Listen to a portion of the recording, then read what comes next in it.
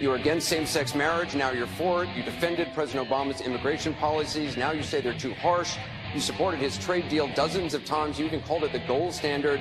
Now, suddenly last week, you're against it. Will you say anything to get elected?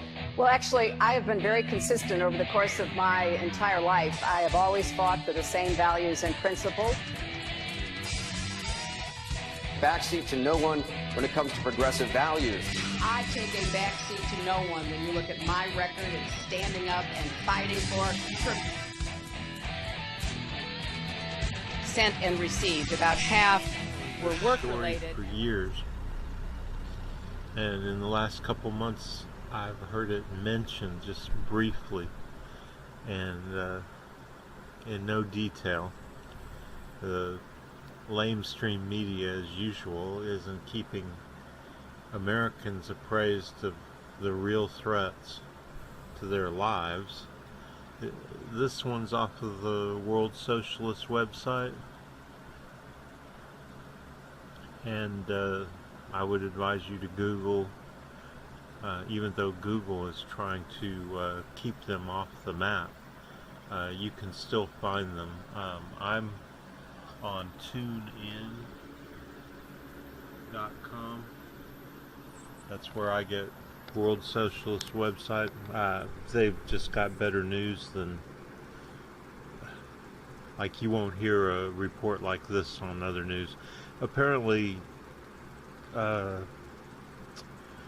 China and India are just that close to going to war over a country that doesn't belong to either one of them.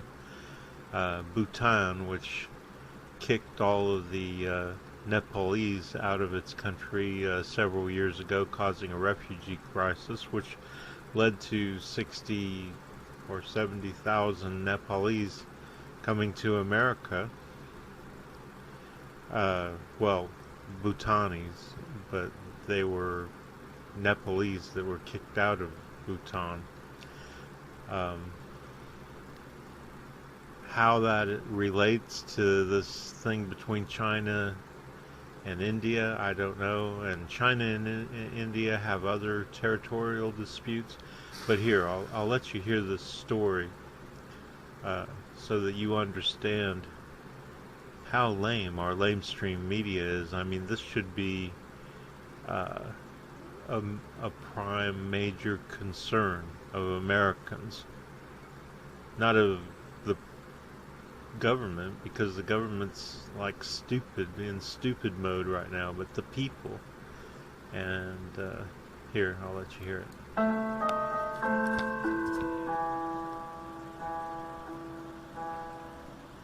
Amid India-China war crisis, Washington boasts strategic ties with New Delhi by Dipal Jayasekara and Keith Jones. The Trump administration and Pentagon have taken multiple steps in recent days to strengthen Washington's military strategic alliance with India. These moves are manifestly aimed at encouraging India to hold fast to its hardline stance in the current dispute with China over control of the Doklam Plateau, a ridge in the Himalayan foothills that both China and Bhutan, a tiny Himalayan kingdom that New Delhi treats like a protectorate, claims as their sovereign territory. For the past 2 months, India and Chinese troops have been arrayed against each other, eyeball to eyeball, on the Doklam Plateau, while New Delhi and Beijing have exchanged bellicose threats and taunts, and ordered their militaries to ready for war. India has moved thousands of troops to forward positions along its northeastern border with China, placing them on high alert, no war, no peace status, and undertaken emergency purchases of munitions, spare parts, and other war material.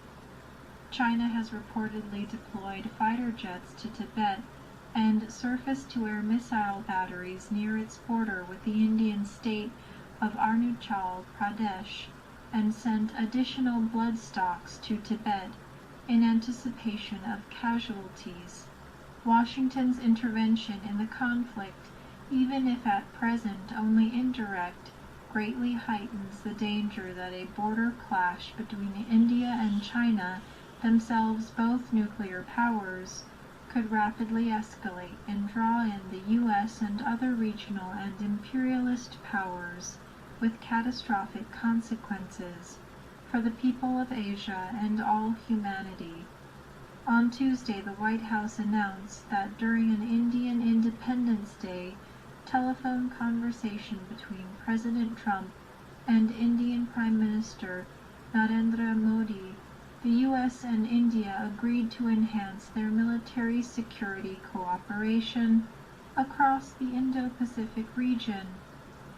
As a first step, the two countries will elevate their strategic consultations by establishing a 2-by-2 ministerial dialogue involving their foreign and defense ministers.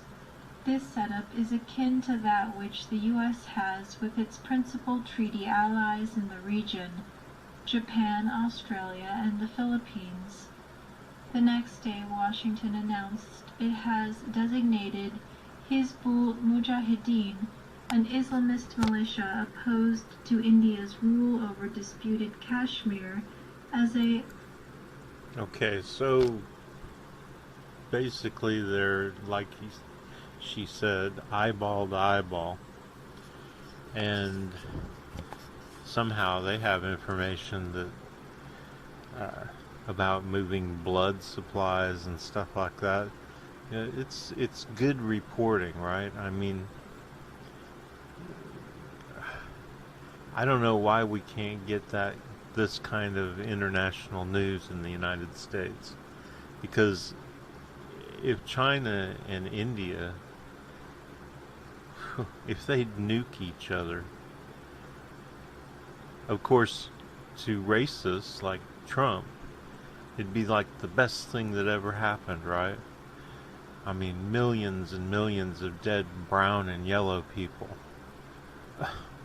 It's a Steve Bannon dream scenario, right? Received about half were work-related and went to the State Department, and about half were personal that were not. For the direct quote, when you talk to the public, you say I turned over everything. 90 to 95% of my work-related emails were in the state system. If they wanted to see them, they would certainly have been able to. Diplomats in Cuba are unprecedented and of great concern. According to medical records reviewed exclusively by CBS News, an American doctor who evaluated diplomats working in Havana has diagnosed them with some serious conditions, including mild traumatic brain injury. CBS News Radio executive editor and correspondent Steve Dorsey has more. According to medical records reviewed exclusively by CBS News, U.S. doctors who evaluated American and Canadian diplomats working in Havana diagnosed them with conditions as serious as mild traumatic brain injury and likely damage to their central nervous systems. The State Department is also confirming a number of diplomats were medevac to Miami for treatment and testing. Officials are investigating whether they were exposed to a possible type of covert sonic device targeting their homes, rented from the Cuban government. One doctor included a warning in the medical records we reviewed about the health risks of future exposures. The diplomats underwent comprehensive audiological evaluations and a battery of other tests after complaining about hearing loss, nausea, headaches, and balance issues. A source familiar with the incident says reports of more attacks affecting U.S. Embassy workers on the island continue. The source says American diplomats have also been subjected to other types of harassment, including vehicle vandalizations, constant surveillance, and home break-ins. Cuba denies any involvement in the attacks. Elaine. The State Department has posted a warning for U.S. citizens after a concert in the Netherlands was canceled over a terror threat. If you think that Americans can go to Cuba and not get harassed and what have you, I mean, any country that has suffered under Okay, so they're not, they're lucky enough not to be under our thumb, like Colombia and Brazil and a number of other countries, right? But so that gives them a little bit of freedom to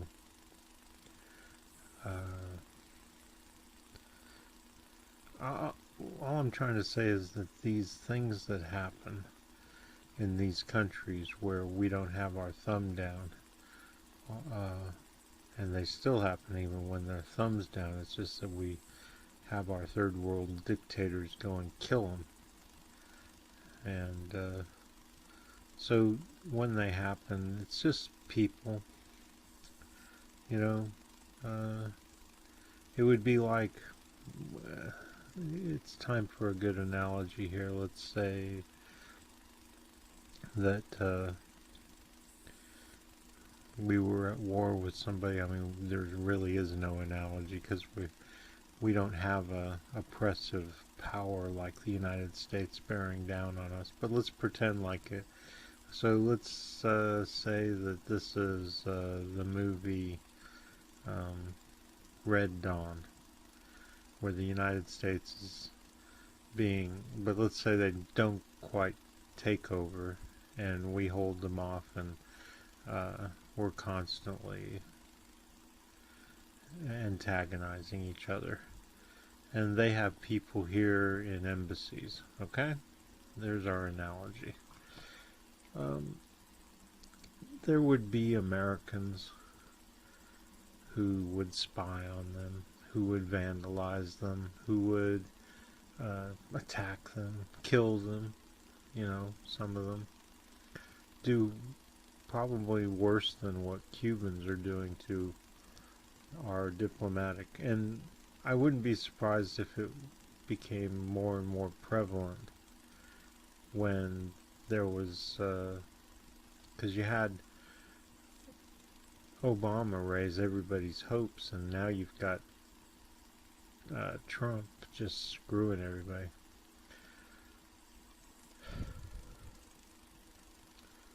You know, screwing everything up. All the chances we've had at diplomacy around the world just gone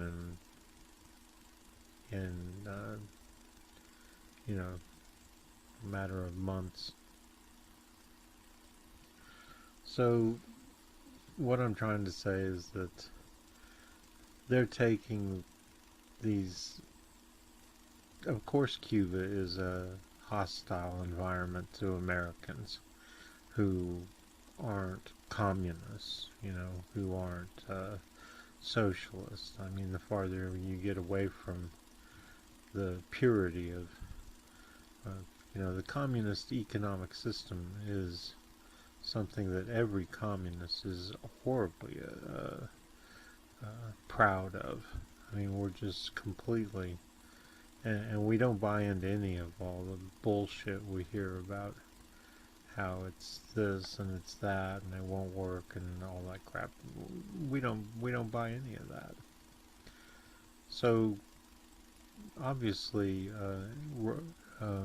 Cuba, the people are overwhelmingly supportive of the system, because people would be dropping dead by the thousands all the time if it wasn't for communism in Cuba. It's a poor country, and under capitalism it just would have been starvation and slave labor where people died every day in the heat of the sun, or the, you know, working for some scumbag in the heat and the cold and whatever, you know. And when a hurricane came through, all the people who were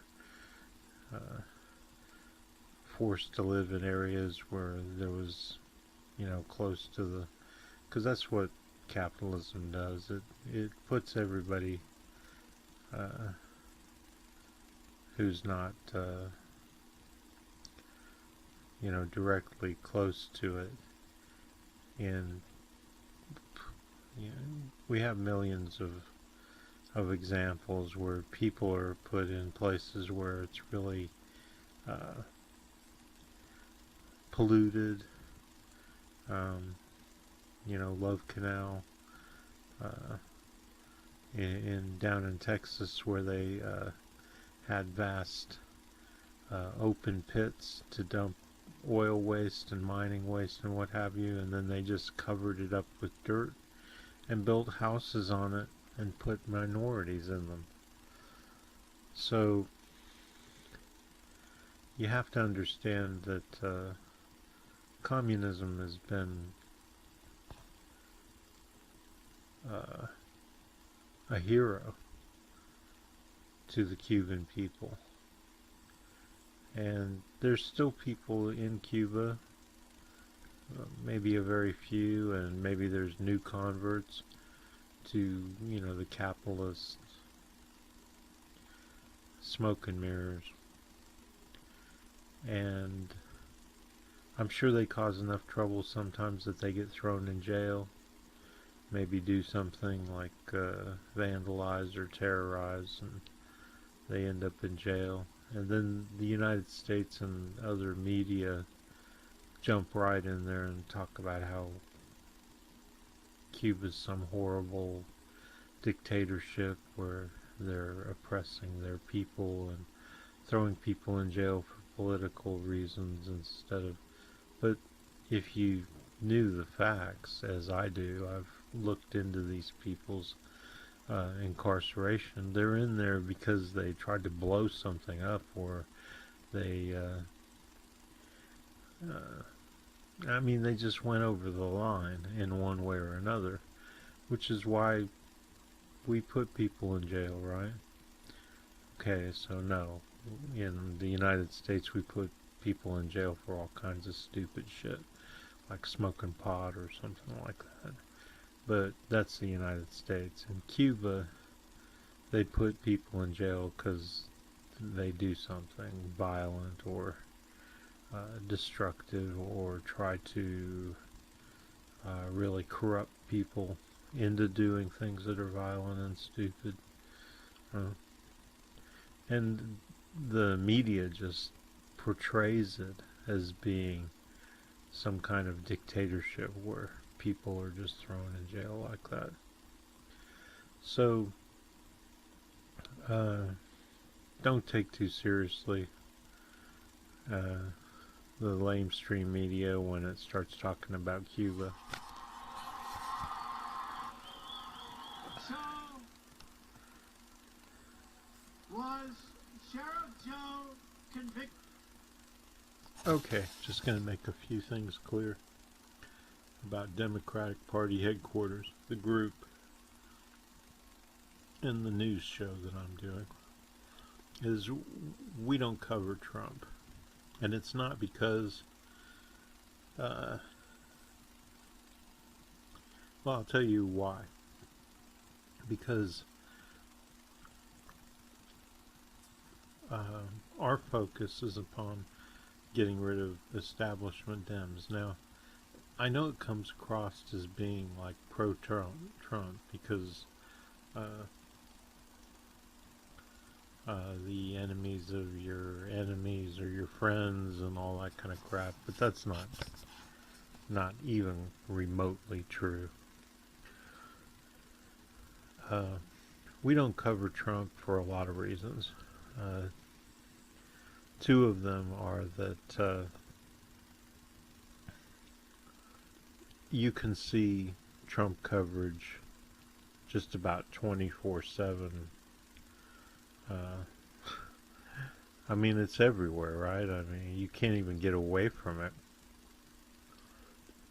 But I do. For the most part, I get away from Trump. I just change from channel to channel when I'm watching.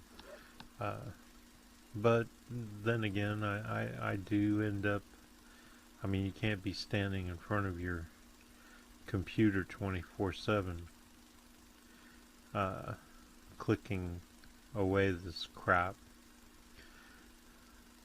The reason I don't want to watch it isn't because I feel bad for him or something, although sometimes I do think that he's treated unfairly, but then again, how can you treat somebody unfairly when they're a pariah and they're president at the same time?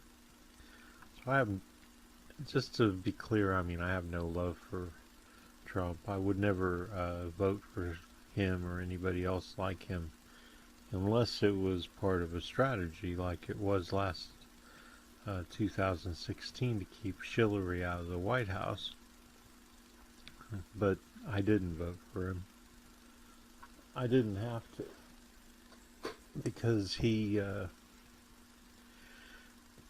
mean, he took Kentucky easily, and that's just something to do with the atmosphere that Kentucky has been in for a long time. It's been foolishly Republican for a while, for at least the last 20 years.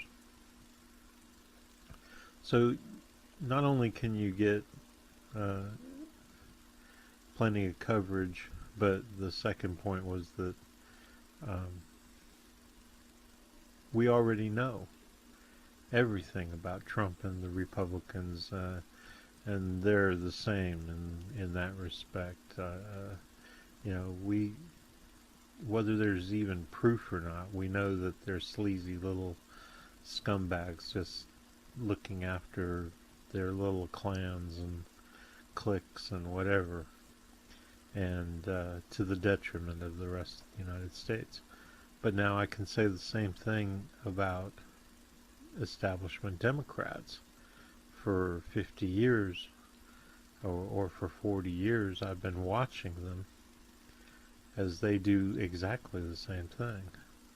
I mean, they run around the world backing dictators and doing all the things that Republicans do, except for maybe it's just for them and their cliques and clans, huh? So that's how we got to the point where we're at, where these two clans have told everybody that that's it. You know, it's Republicans or Democrats. And so that's why it's important that we beat the establishment Democrats. We will never beat the Republicans until we beat the establishment Democrats. We don't have a party to do it with if we don't take back our party. And plus, we all know that establishment Democrats will really beat, just on sheer ideology, beat the Republicans. And that the did I say that right? Well, it's progressive Dems, and you know, Dems like me who you put people like us up against Republicans and we'll beat them, because our ideology is sound. It's selfless. It's about serving instead of leading, and all the, you know what I'm talking about. So I'm not even going to say it.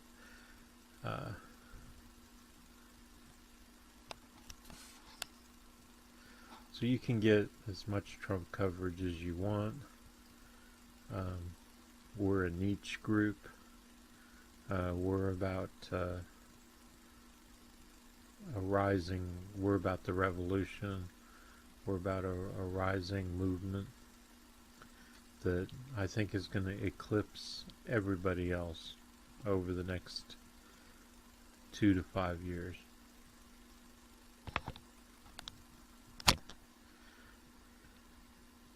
Hillary Clinton helped get NAFTA approved. She held at least 5 meetings to strategize about how to win congressional approval. She helped the White House block opposition from labor and environmental groups, and she was the featured speaker at a crucial meeting.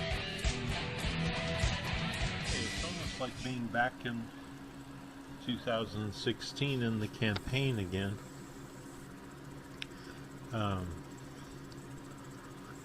my post was about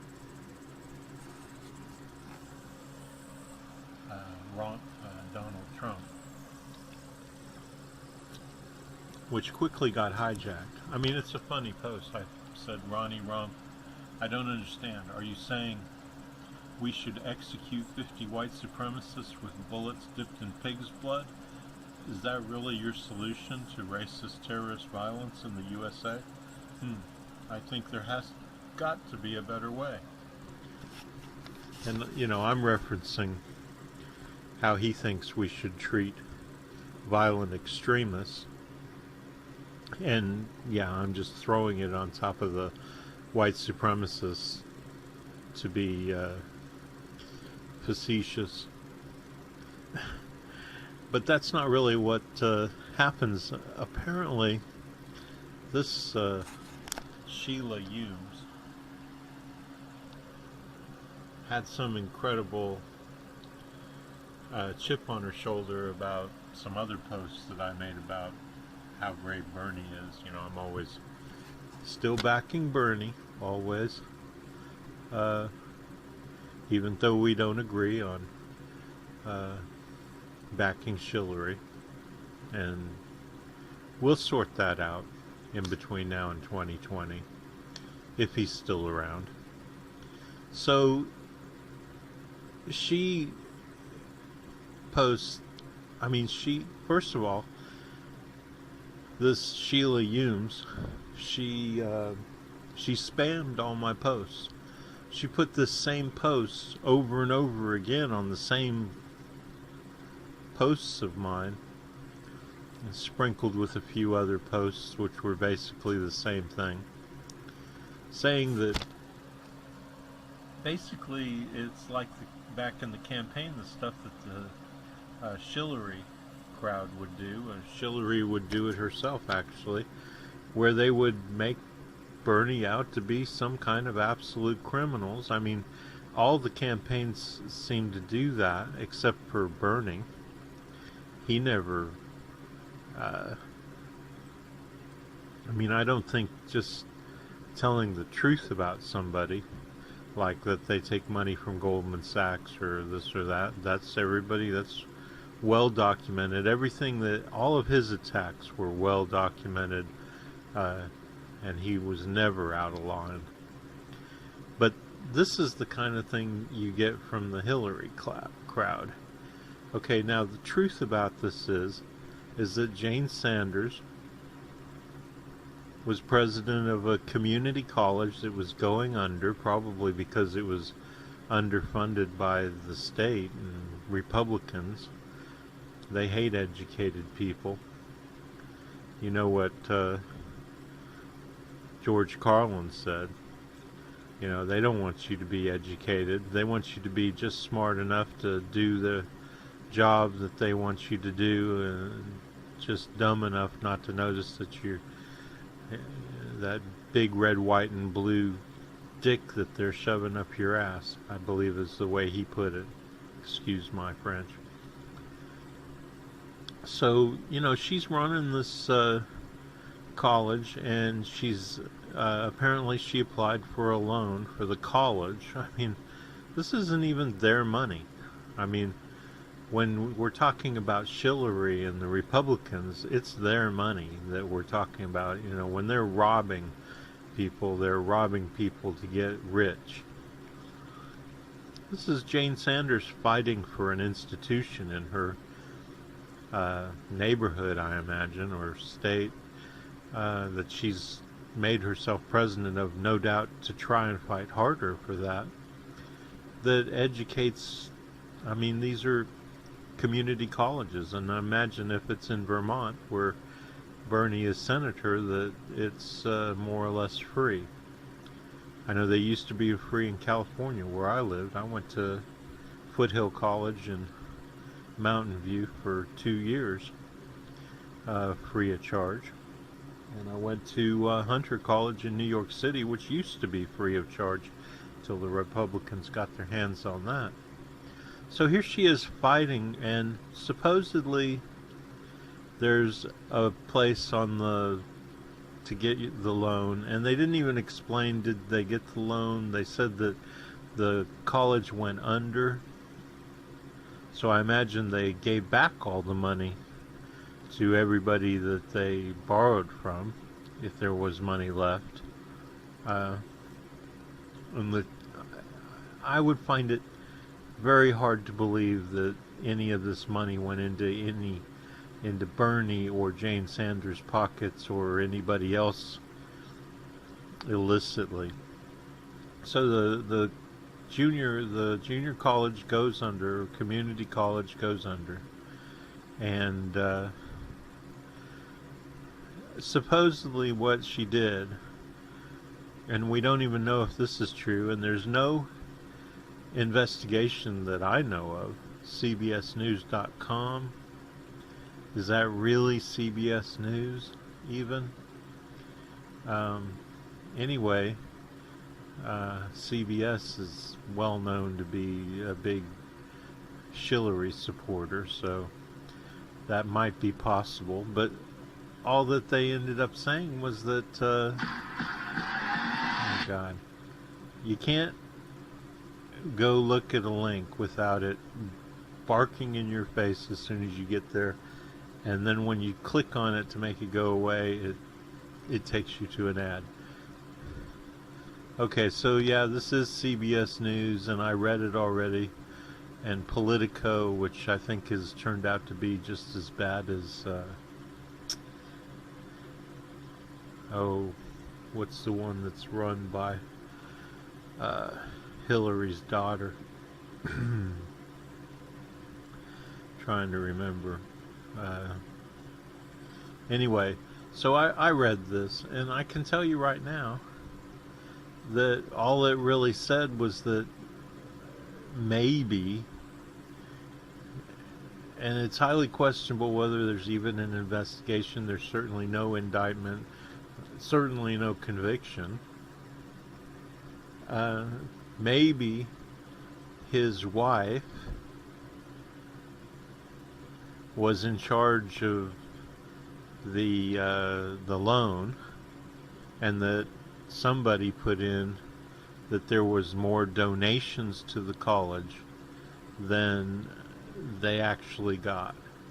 Now, whether that's an oversight, an accident, or whether that's being wrong, you know, they might have thought they had more, they might have claimed they had more because they thought they were going to get more, and they wanted to keep it, they wanted to make it as nice to get the loan as possible. Who knows what the fuck's going on, but these people, these hill trolls, you know, I mean, she just posted this over and over and over again. I erased them all. I deleted them all. And I imagine oh no, she unfriended me. I sat there and argued with her for an hour, and she just kept spamming me, and then she started in with the memes, and finally she got mad and unfriended me. At which point I went back and deleted all this stuff and sent her this message, of course. Oh God, now we can't even... Now they're even taking away my memes. I mean, these are my... that's disgusting. Well, let's go see if we can find... this is getting ridiculous with YouTube and these corporations. They've all...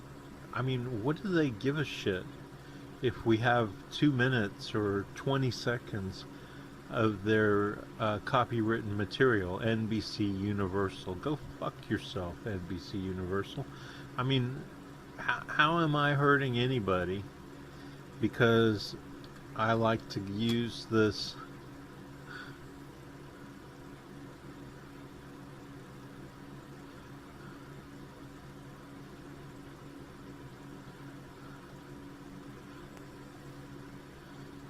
and now I gotta go find one that's still working.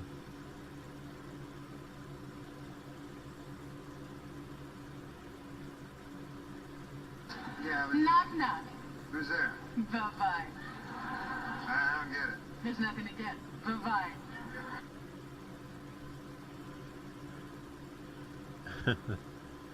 So that I'm looking for a replacement for my my bye-bye thing, and I can't find it. They've stolen it. Anyway, it was a nice way to say goodbye to jackasses like Sheila Humes. But it's not there anymore. So my point anyway for this segment is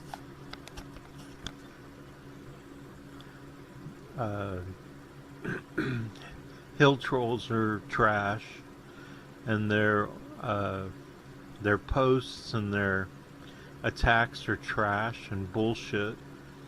I mean, it's night and day. You know, you have the progressives like us, the Bernie-crats, all of us, and then you have them, and they're trash, and they post trash, and then they like to say that they're great and we're just a bunch of liars and all. I mean, it's just, it's so much like the wars, the battles we used to have between us and Republicans. It's pathetic that they're so much alike, not only in how they fight, but in their platforms, their agendas.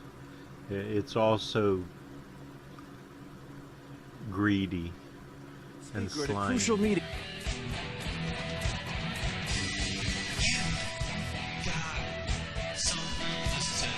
For fire in Tuzla, Bosnia. Latest episode of Democratic Party headquarters.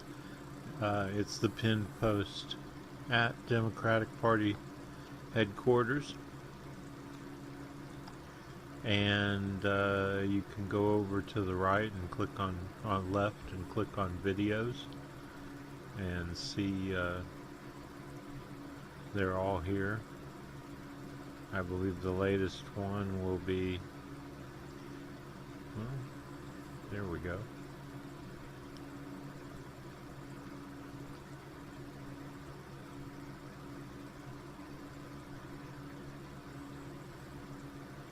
I don't know what kind of order they're in. There's episode 6. Episode 5. I don't know why this doesn't say what episode it is, but anyway, they're all here. And you can watch any of them right here.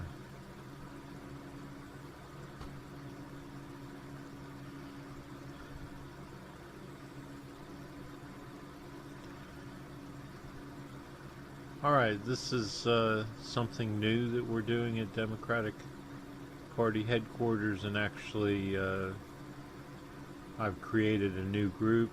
Here it is, called DPHQ Reboot Candidates. And basically I'm a little frustrated with TYT, the Young Turks, and they're, I mean, I have nominated well, Tim Canova and at least 2 other people who are great candidates, and I see nothing happening. I mean, it's been over a week. You'd think that it, and their candidates have not changed. I would think hundreds of people would be nominating, and these web pages, why do they take so long to load? I've sat here for a minute or two. As a matter of fact, I'm going to do what I always do and just go do something else. So I've created this group to basically do the same thing, but for Democratic Party headquarters members. And, well, I guess anybody who wants to join can nominate anybody for as a reboot candidate. I've got it right here. It says, if you'd like to nominate a person as a reboot candidate, simply post their info to the group. Obviously, you have to join the group to do this. And if accepted, I will simply leave the post on the group's timeline. The post should include as much information without going crazy on your nominee that you can find. Below is an example. Only accepted candidates, I will vet them to make sure they aren't taking legal bribes, will remain on the timeline. Members can post comments about the candidates. So yeah, like here I've posted Tim Canova, right? And I've got his website, his wiki, his Facebook, his Twitter, and of course it defaults with this down here to his, because I put that one first. So if you put his website or her website first, then it'll put a nice picture in the post for you.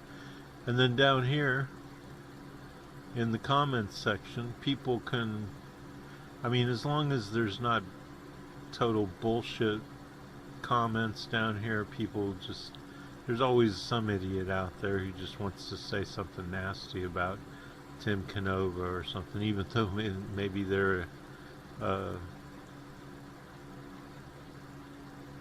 generally speaking a progressive. I've seen it plenty of times, and if people do that, I'm going to delete them. I mean, I don't mind legitimate criticisms of the people who are put up here. I mean, you could even come up with one that is so valid that I would remove the candidate. So this is just kind of an example of what you need to do. It's got Facebook, Twitter. If the links you provide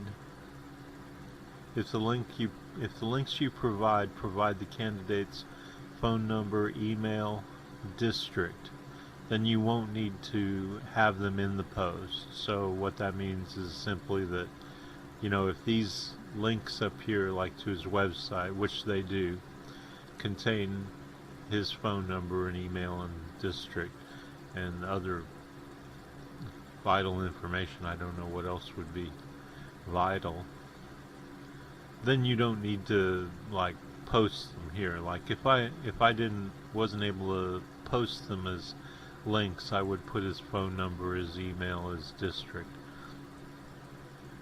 And then I say you might also want to add why you are nominating the candidate. In this case, it's because Tim is running against Hellspawn Debbie Wasserman Schultz. I misspelled Schultz, but that's okay. It's just an example. And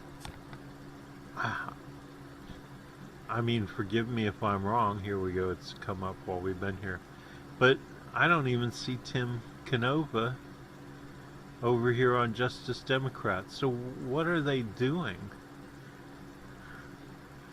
You know, Tulsi Gabbard, there's all these people, these great candidates who don't take money from the enemy, bribes.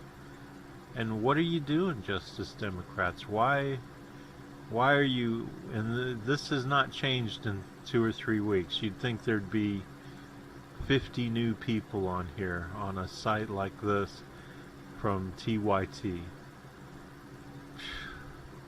I don't get it. And they tell you, well, if you want to do this or you want to do that, you should join.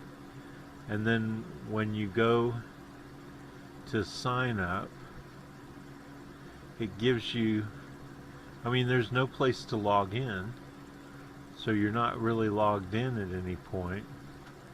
So the site doesn't know who you are. Here we go again with this site. It just takes forever. And all it's going to do is it's going to give you a bunch of stuff but no password. And you can fill it out, but it doesn't make you a member or anything. So I'm a little frustrated, so I created my own. this is just a sister group to Democratic Party headquarters, where we'll be compiling, obviously this one for Tim Canova is the first one, and I'm putting it up, and I'll be adding a lot more, because I see new candidates every day on Facebook, people saying, this guy's great, he's running. As a matter of fact, we just had one for San Francisco the other day, and I need to put him up. He's a great candidate. And they're Bernie-crats. You know, they're all Bernie-crats.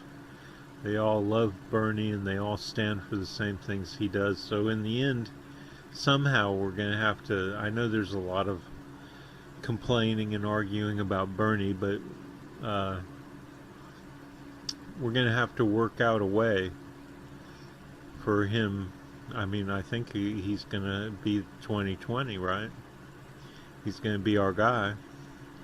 And we're not going to let him make a deal with Clinton Democrats again, or establishment Democrats again. Not the kind of deal they made before. I mean, he may make a deal with the Democratic Party to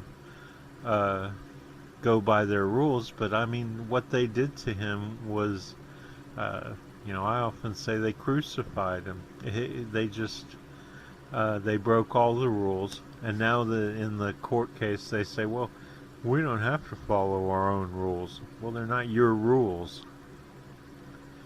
They're our rules, and you broke them, and you should all be kicked out of the party, or kicked out of power in the party. Nobody's allowed to take our party away from us, and we're going to take it back. We're going to hurt you. I mean, we're going to hurt you bad. We're going to make sure that you have no say in the Democratic Party in the future. One way or another, we're going to run our candidates without you. And we're going to keep you, we're going to protect our candidates. You know, if the DNC is still the corrupt piece of shit that it was back in 2016, then we're gonna tape this off a crime scene, and we're not going to allow any of you out. And we're certainly not going to go in. We're going to isolate establishment Democrats, and in the end, that's part of our strategy, to isolate the establishment, period. We're going to isolate the establishment, and then we're going to eat alive their apparatus, their propaganda machine. Their mainstream media is going to look like a bunch of pissants who don't have, because the reason that their media will eventually be known to all Americans as being just useless and pointless is because it is. Because it doesn't do its job, and it's got to be replaced. So, you know, what I'm doing here, and God, I wish that TYT would pick up the pace, because they need the help. I was hoping that Justice Democrats was going to be awesome, and I think Justice Democrats and Wolfpack and TYT in general are awesome, but they're just dropping the ball here. I mean, look, it says all the right things, and here's where you enter in your email and your phone number and your zip code. Sign me up, but then all that does is gets you a bunch of emails that really don't have much to say, to be quite honest, and I've only gotten a couple of emails for them. But I know that Democrats, Wolfpack and Justice are out there doing great things, because I see their stuff on YouTube. I don't see it on TYT because I don't have the money. I was surprised that they charge like $10 a month. I don't have $10 a month to give you, buddy. I wish I did. I mean, if I was, if I retired with $1,000, $2,000 a month, which isn't that much these days, I'd gladly fork over some money to be a member of TYT, just because I have a lot of respect for what you're at least trying to do. But I don't have it.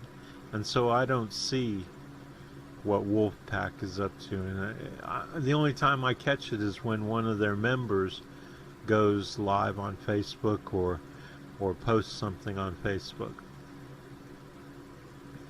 You know. So Justice Democrats is lacking. I will, of course, continue to promote them, and I will take all their candidates and add them into ours, because I assume they're already vetted. I mean, I was hoping that Justice Democrats was going to do my work for me. You know, they were going to vet my candidates and things like that. They did produce a wonderful platform, and I'm sticking with that for now, as per the previous episode where I talked about that. And I suggest, if you don't know about what I'm doing with Justice Democrats, that you go back and watch episode 7. Okay, so that's enough about what we're doing here.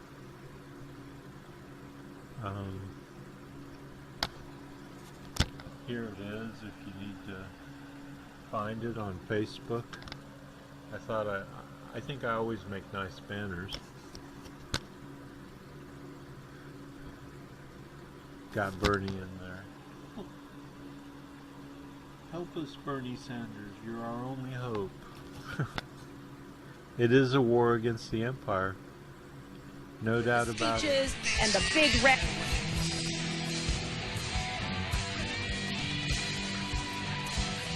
I think you're trying to say that, you know, I used to be opposed and now I'm in favor and I did it for political reasons, and that's just flat wrong. So let me just state what I feel like you are implying and repudiate it. I have a strong record. Okay,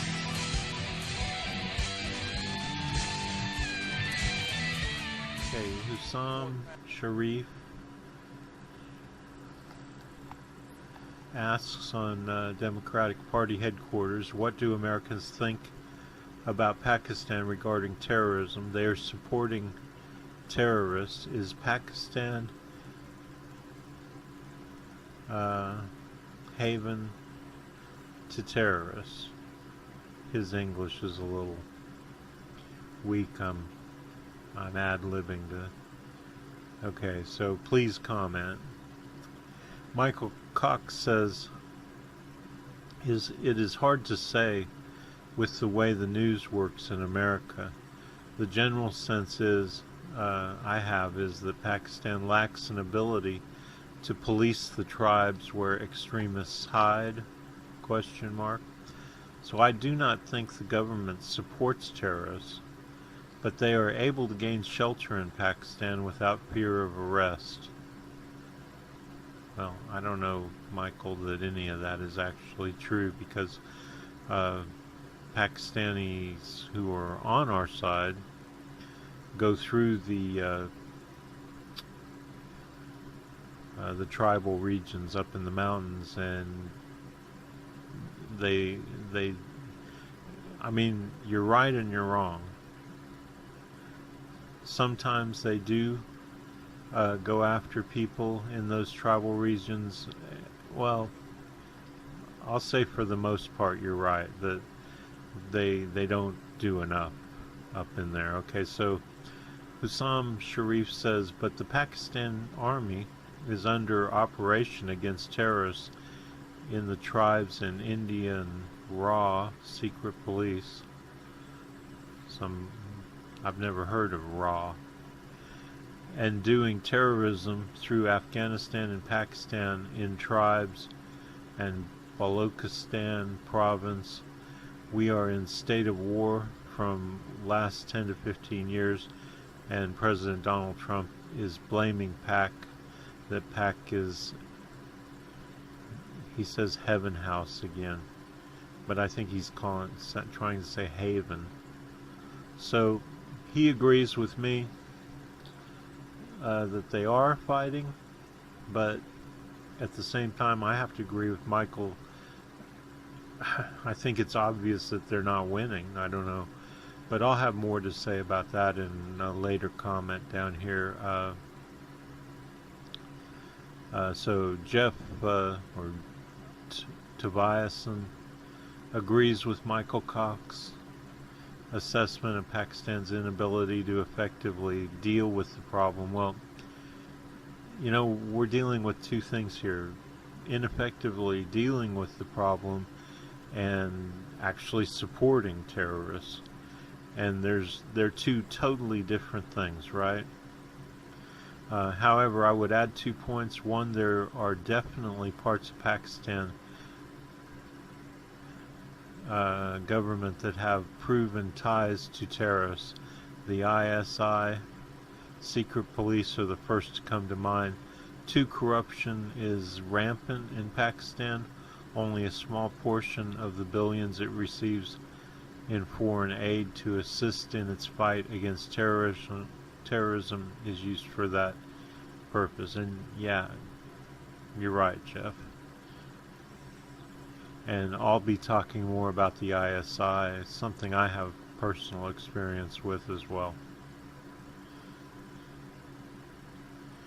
And Hussam says that he doesn't agree the ISI doesn't have ties with terrorists. Well, that's bullshit, and I'll tell you why.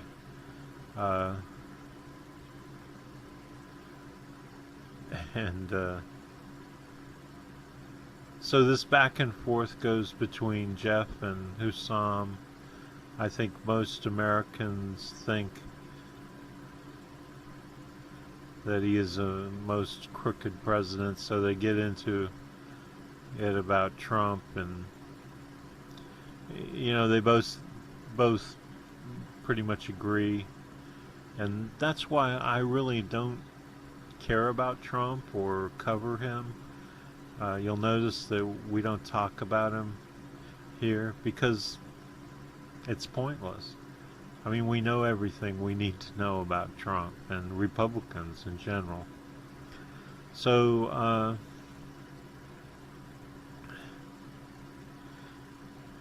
they just go back and forth here a little bit.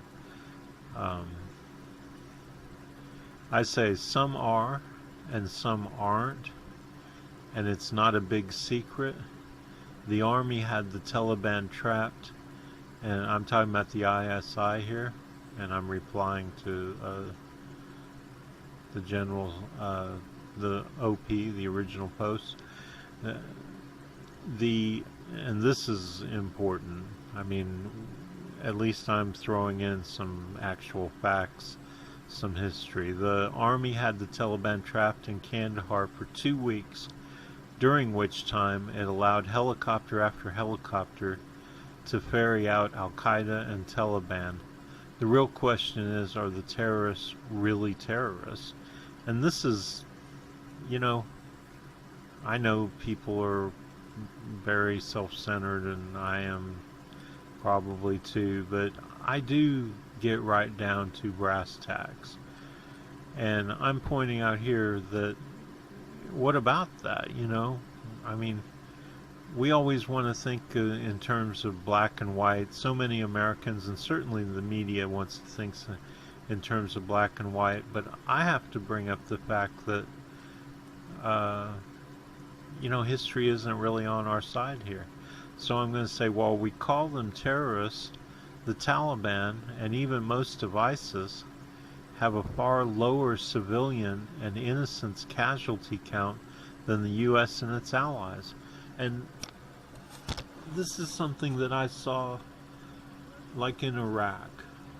I would watch, they would call these people terrorists, these Iraqis who were fighting on the side of the Sunni. Were they Baathists? Were they not Baathists? Who knows? But every time I heard about another attack, it was against a military target.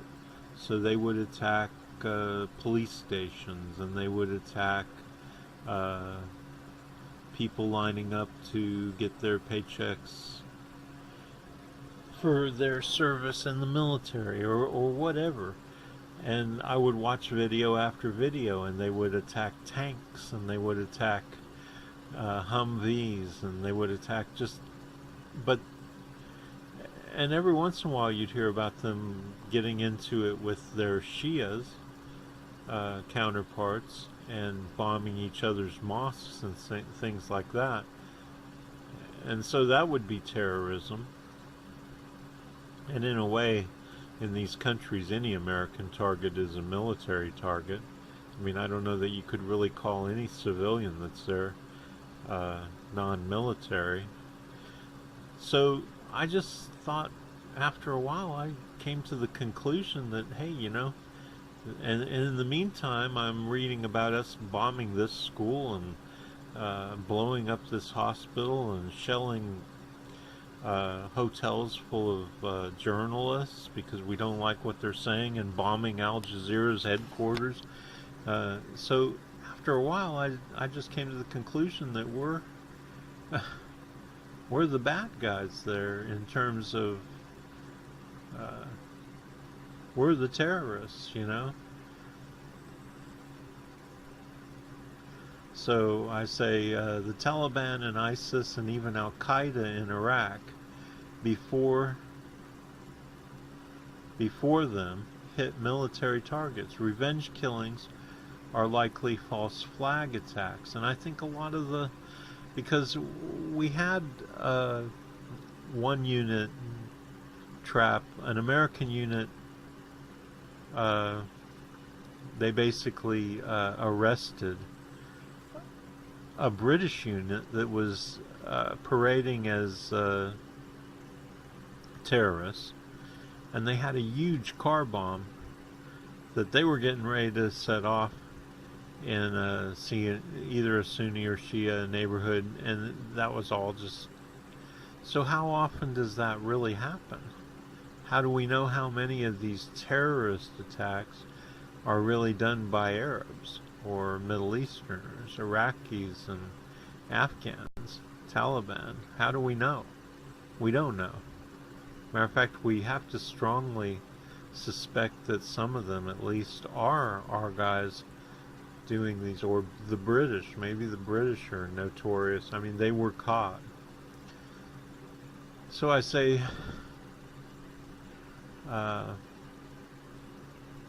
revenge killings are likely false flag attacks or extremists within these organizations acting as in a rogue manner. So how do we know when we hear about a mosque bombing or an open-air market bombing that it isn't the crazier people in a group? And do you blame the whole group just because it has crazy people in it? And of course, under Baghdadi, the ISIS or IS, Islamic State, would claim responsibility for everything. So right there you have to wonder what it really had to do with anything. And I say, so it's complex, and the way you deal with it is policing, not military bombardment and the like, which creates more terrorists. We need to work with Pakistan and other countries in the Middle East to bring these terrorists to justice and end the behavior which causes otherwise ordinary people to flock to terrorism. And so Jeff says to me, the way to deal with it is to build schools, hospitals, infrastructure, but the military complex doesn't make much on building schools. So, yeah, Jeff, for sure, you're right. And Hussam responds, the best way to develop a nation is to educate them, and he talks about Imran Khan, who, if you don't know who he is, look him up. And Jeff points out something interesting, saying, I have two concerns regarding Imran Khan. who is, of course, a Pakistani politician who is kind of like halfway in between. He tries to promote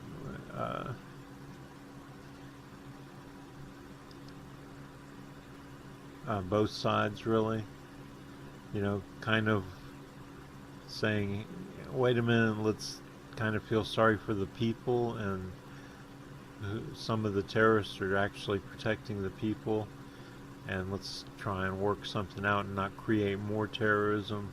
So he's kind of on our side, but Jeff is in the know, I guess, because he says, how did his fortune grow from 320 million, or no, this is 320,000 US dollars in 2013-14 to $13 million in 2015, and why on earth would he refuse to call Osama bin Laden a terrorist and compare him to George Washington in a 2006 interview?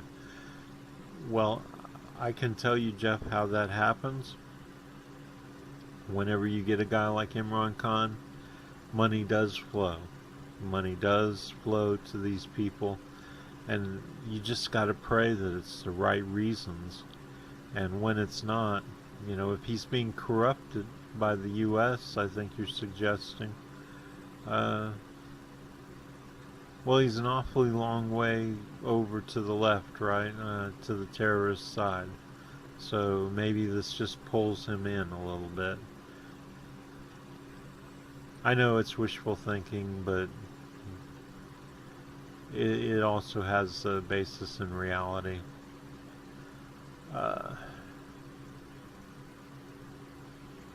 So Hussam says he doesn't know about the money Imran Khan got, and it might be fake, and Hussam Sharif says to Jeff, one more thing, recently, in case of Panama Papers, Imran Khan was volunteer and challenged the government that if you people want to ask questions about my fortune, I'm willing to clear it in the Supreme Court of Pakistan. And he's done that recently. And Jeff says, now you're losing me. Osama and Mullah Omar published several videos of themselves taking credit for the attack. The vast majority of the world agrees with them. The attack on Afghanistan was unwarranted, but it should ended within 6 months. Well, I'm sorry, I'm getting off track here. I mean, they're getting off track. I'm not even sure what Jeff is talking about, some attack, but you might. Okay, so he's going to go on about Imran Khan's fortune, and wow.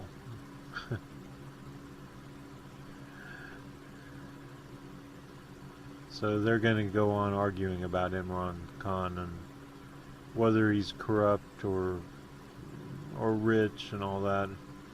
And finally,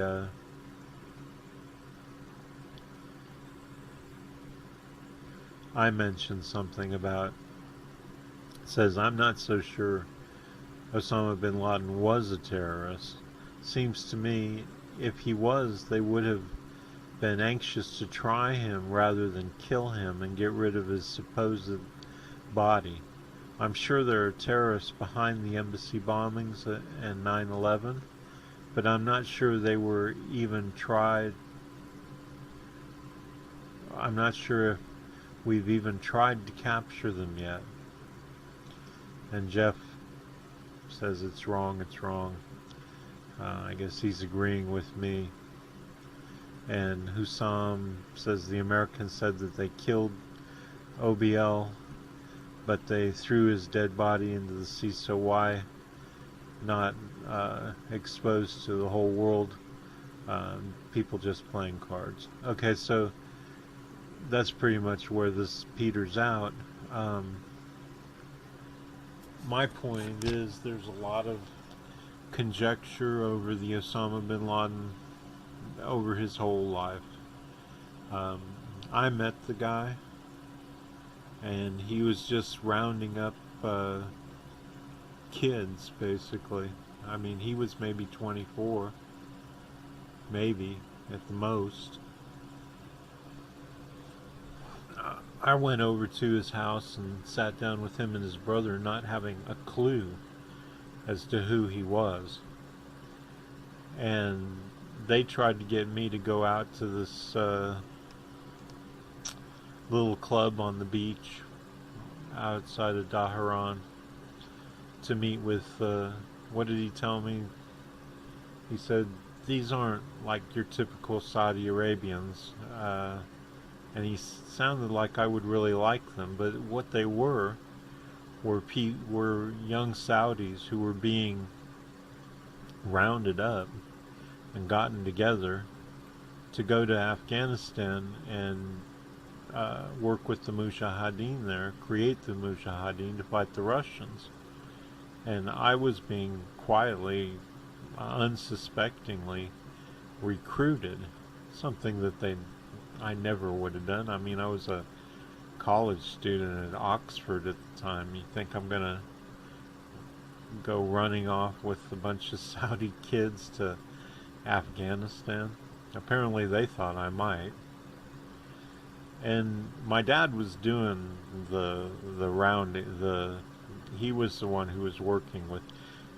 His cover in Saudi Arabia was a businessman. He was in charge of contracting for Ali Reza Group, Rezayat they're called, and that was his cover, just as he had cover as Singer sewing machines in Beirut when he was working to defeat the PLO. So he had actually, I mean, I don't know, it could have been a coincidence, but I doubt it. I mean, here I am, I get on the plane, and by the way, I was tripping on acid the whole way, which is a fun little note. So, yeah, I took acid when I got on the plane in California, and I switched planes at the airport in New York City, and amazingly, I made my connection, considering how, I mean, if anybody of you have ever taken acid, then you'll know. And I'm assigned a seat in the very back of a 747. The whole plane is full, but this tiny little area in the very back near the tail, just me and one guy. And who is it? It's Osama bin Laden. So I spend like the next, I don't know, 9 hours or something with this guy. And he's wearing a business suit. Big, tall guy, not big, but tall. And who do you know that looks like Osama bin Laden, except for maybe a couple of his counterparts, the people who were fakes, supposedly. But anyway, this was the guy. I'm sure. I mean, I remember to this day exactly what he looked like. And so he's just acting, I mean, we didn't talk about anything except for what movie to watch and everything, or what movie, whatever, whatever you talk about, right, to the guy next to you. And the whole compartment is empty, even though the plane is full. And there's like 10 other seats, and we're sitting right next to each other in the middle. That's just our seating assignment. Never occurred to me to get up and move, or that would have been rude anyway. And I remember he got up in the middle of the flight and went to the bathroom and came back completely dressed in white, Saudi Arabian, white, Yemeni type.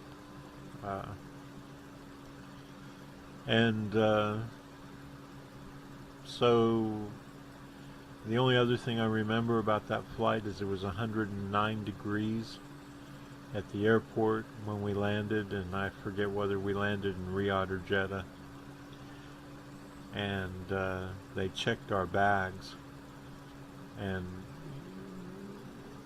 we went on to Dhahran, which is where my parents lived, and it was the epicenter of everything going on at that time for the neocons and the CIA, and all that stuff was happening out of Dhahran. I think the part of Dhahran we lived in was called Dammam. And of course, the general city's name is Al-Khobar. I don't know which name you want to go by, but that was everything. So he invites me to his house. Well, it turns out his house is on our street. It's like about a mile towards the city. And so the next day we had a driver. This is how things were when you were a knock. You know the knock lists from like Mission Impossible and The Saints and all these spy movies. Well, that's what my dad was. Not official capacity. He came up military intelligence, and I'm pretty sure that he implanted himself into the Khashoggis to get us started and all this. So anyway, this is where we end up, right? And so I go down to their house, and I go in the house, and they're dressed Saudi, like I told you. He changed on the plane. Him and his brother.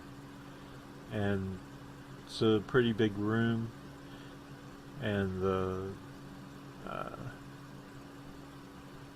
windows are all real high, and that's so that other males and such can't look in, right?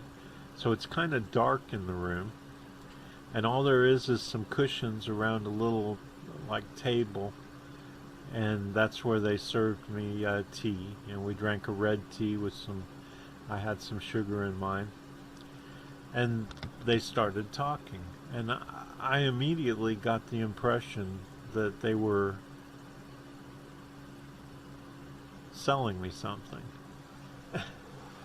You know, that this wasn't just, hey, come on over and hang out, you know, be friends, let's get to know each other. And sure enough, you know, they eventually got around to asking me if I wanted to go out to that place. And I can tell you, things were different back there. But even so, this was the beginnings of Al-Qaeda. And this would have been a dangerous thing for me to go out there. I didn't realize it. I just said, well, I'll let you know. And then I never called them back and never went back. I just basically disappeared off their radar. Because I have like a little alarm system inside me when I know that I'm getting involved in something really, and that was really, I mean, if I'd gone out there, I would have been surrounded by future terrorists. I mean, I think that they're all pretty angry young men. Angry at the United States. They don't want any American military bases, American or European or Western influences on their people anymore. They think they're right, and at the time they were right, you know.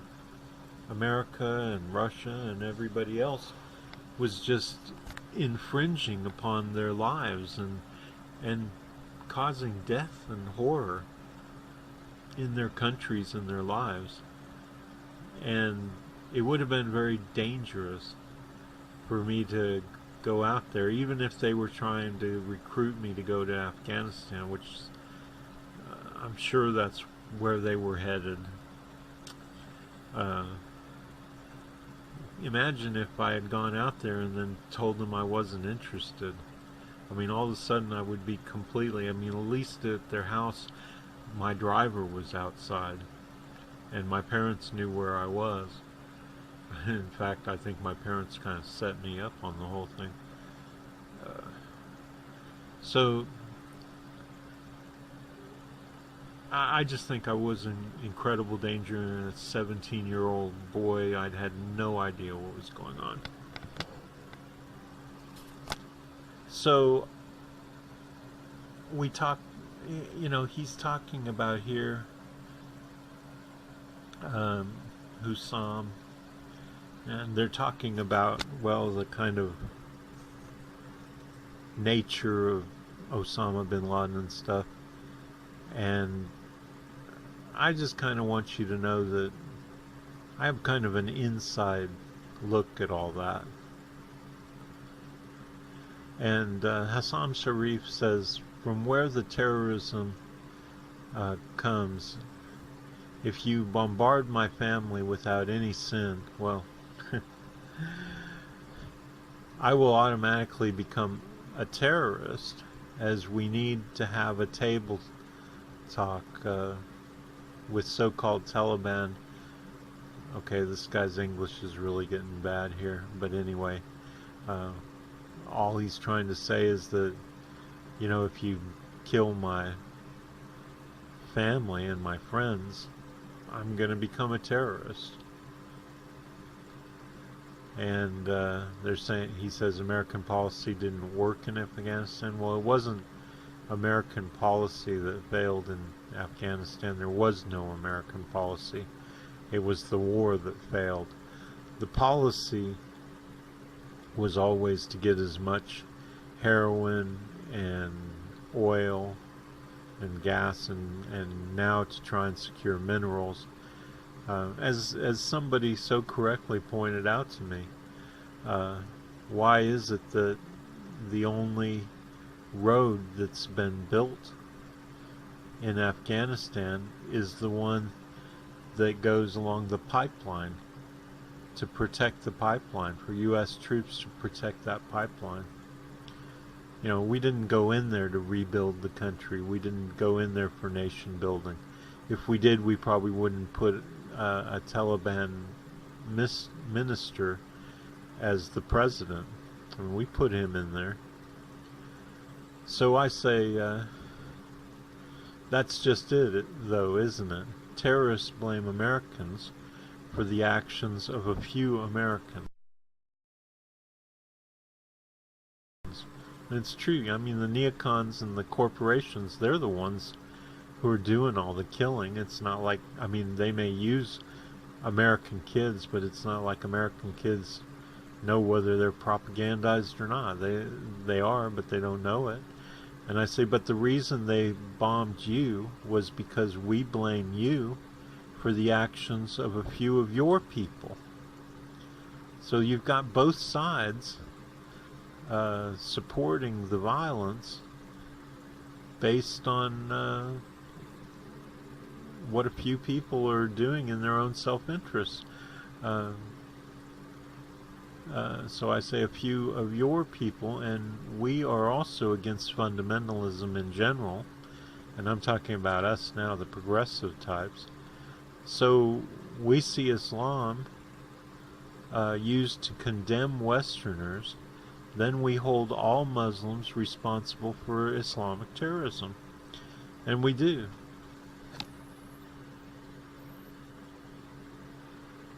And Hassam says Islam is a religion of peace, and it's the reality, whether you accept it or not, that American policies are failed in Afghanistan. And that's why Trump is blaming Pakistan. I say, yeah, well, I don't think most Westerners believe that anymore. I think most, especially after the attacks in Europe and all the terrorist attacks and stuff, which are the result of the refugee crisis. They really are. But I think that they cause most Westerners, most Europeans and Americans, Canadians, Australians, to believe that Islam is not a religion of peace. I mean, like I say, we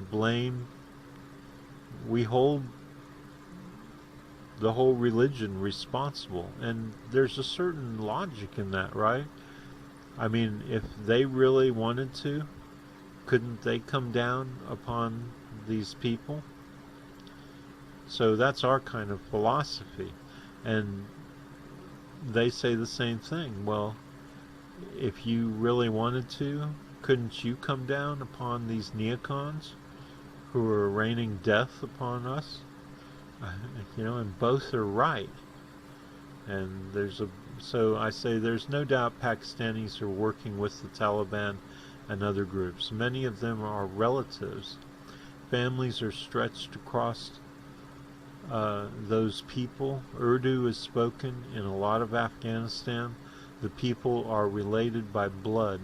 Many members of the ISI were operating with bin Laden fighting the Russians. I should know, my dad helped organize OBL's men. And so that's what I was talking about earlier. I think it's silly to expect Americans to believe that people across the Middle East, most of them Muslims, aren't out for revenge for starting with Palestine to the wars right now. The question is, what are we going to do about it? Personally, I think Middle Easterners are just going to have to fight with Trump and his tools until 2020. Then we can get down to peace. I don't see what choice any of us has now. And that's true, If Hillary hadn't won and Bernie was president right now, we wouldn't be dealing with any of this bullshit. If they had just backed off and let us have the nomination, Trump wouldn't be president right now. And I don't care what anybody else has to say about that, because obviously there's no way to prove it one way or another. But I think the polls were obvious, and I think the logic and reason is all very obvious that we would have Bernie right now. And Bernie would not, none of this would be happening if Bernie was president. Okay, so to finish this off, Jeff says the Taliban are not that much different than U.S. leadership, and that's right. That's exactly what I just said. Both enrich themselves through corrupt practices. The U.S. tends to be more devious, however. The Taliban, for the most part, are antiquated warlords. Well, that's true and false. Some of the warlords are Taliban, and a lot of them are not. And we used them to fight the Taliban when we went in. But they are all kind of alike. Jeff's an agnostic, he says, but if I did believe in God, I would be terrified of what awaited me in the afterlife if I were either an American warlord or one from Pakistan. Or Afghanistan, I'm assuming. Yeah. Jeff, you're absolutely right. Those people, and I do believe in a God. I mean, not a guy with sandals and long white beard. Not just a bond, but a sacred bond between a man and a woman. I have not supported same-sex marriage. I have supported civil partnerships and contractual relationships. I support marriage for lesbian and gay Ken couples. Churchill posts. Please like and share this cause. We can help our people by making land for homeless a common idea for all Americans. Well, look, I really, that my biggest thing is poverty. I mean, my whole motivation for getting into politics was because I've been amazed all my life that this country has never done anything about its own poverty. That we can at least agree on one thing, and that is that we need to help the least of those among us. I mean, where are all the Christians? Why aren't they going, it's kind of like Sam Kinison used to talk about the cure for AIDS, and he used to do this imitation of an AIDS patient going, "We're dying. When are you going to give us the cure?" Because he was like, well, is the money really going to a cure? And I'm not saying that this isn't going to a cure. I mean, a cure for homelessness. But these, and God love you for, trying to do something, but these things come and go. I mean, I've seen 1,000 different posts claiming that they have the cure for homelessness, they have the cure for poverty in America, and they come and they go and they come and they go, because the way to solve the problem of homelessness and other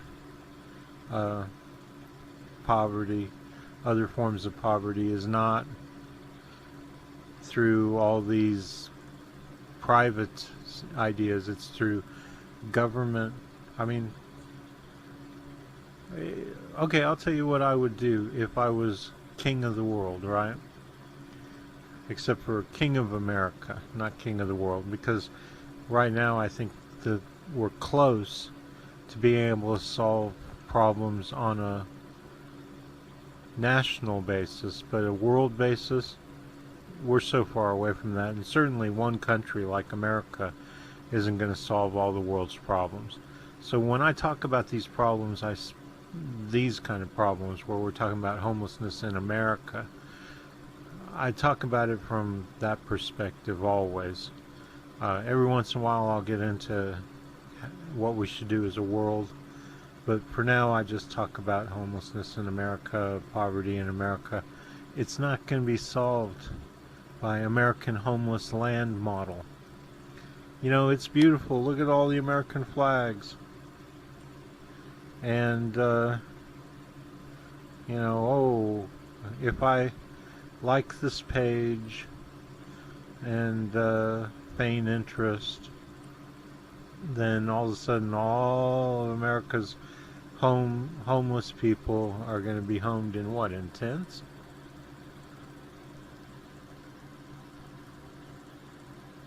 I suppose that's better than being out on the street. Anyway, this is just something I'm going to see today, and it's going to be gone. What we need. Okay, so if I was king of America, I would create a system where people were given homes that fit them perfectly. So you got a wife and 3 kids, well, then you need a 4-bedroom, whatever. The scientists will figure it out. But everybody would get what they wanted. Now, say they wanted to move. Say they got a job in Seattle and they were living in San Francisco. Well, the government would take that house off their hands, find or build a new house for them and their family where they were going to go work, and put them in it, and say it found one that somebody else was living in and it was empty. Maybe they're moving to San Francisco. The government would come in with a big fire hose and clean the whole place out and make it like brand new carpet or whatever, and put the new family in. Simple as that. And don't start talking to me about economics or costs or stuff. I graduated from one of the top 10 business schools in the United States. I think I know what I'm talking about here. This could be done easily. It's done anyway. People move, people get new houses, people get new jobs. But not everybody, right? There's a whole bunch of people who end up getting screwed on that deal. There's a whole bunch of people who can't get a job somewhere else because they don't have a way to get there and set themselves up, and the job doesn't offer that kind of money. There's all kinds of things I could get into.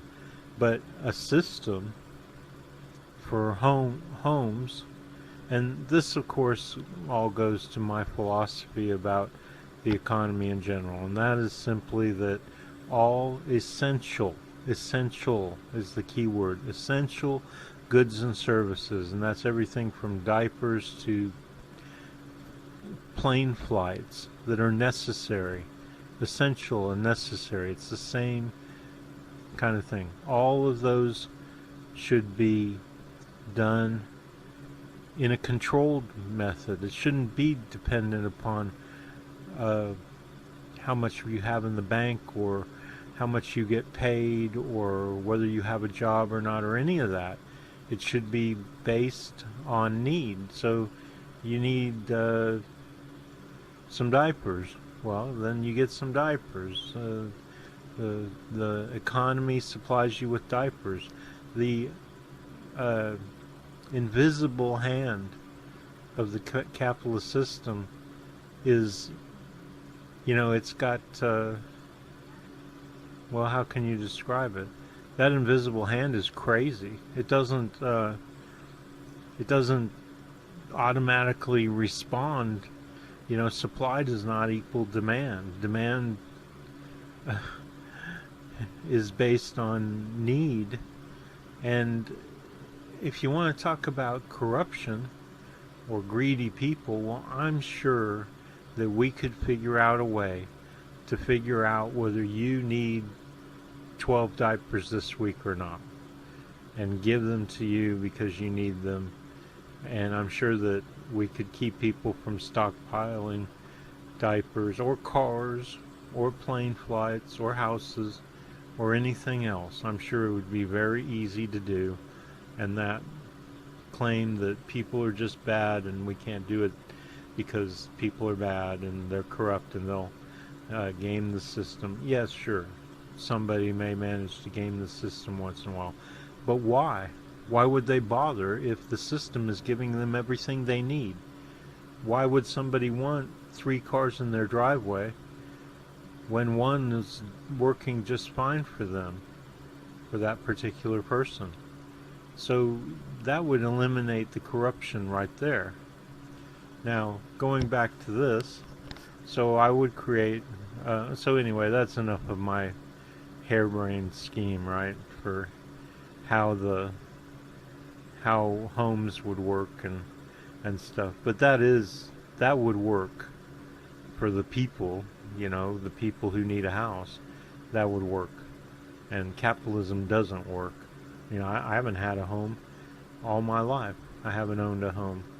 I've bounced around from place to place, wherever, I could get a cheap place, $200, $300 a month, having to deal with cockroaches and fleas and everything else. All of that, that's what poor people have to deal with. And part of the reason that I did that is because, sometimes I really didn't have a choice, but I don't have a choice because everybody knows who I am and what I'm about. And so it's not like, I'm perfectly capable of being CEO of Microsoft or Exxon or something. You don't really think that they would put up with me and my politics for very long in one of those positions, do you? Come on. And they know who I am. If they get my resume and even look twice at it, I'm sure they're going to check out who I am. Or they're going to know soon enough when I come in with my long hair and my whiskers. No, I've had to either work for my parents, which I did for 20 years, and it was incredibly hard work. I did all their work for them. Or I had, after that, for 2004, so for 7 years, 6, 7 years, whatever, I did the same business I did with them on my own. And really, starvation. It was either, it was a constant struggle. But I kept my, my ethics and my morals are intact, or I didn't compromise in a lot of ways. So as a result, and one of the things I really liked about it was because I was experiencing homelessness, and I was never very often homeless. Sometimes I had to spend some time in my car in between places and stuff like that. But so I never really suffered bad. I was scared sometimes, like all people are. But I'm glad that I've always kind of kept in touch with the lower class, the poor of this country. And I can tell you, I don't want charity. I want there to be an institution out there, a government institution, that helps me take care of myself, helps me get on my feet if I'm not on my feet. Now, I'm semi-retired now, and I'll just work when I get some work or whatever, and I've got everything figured out. But if I didn't, I would want what I didn't have. I mean, the second time I went for unemployment,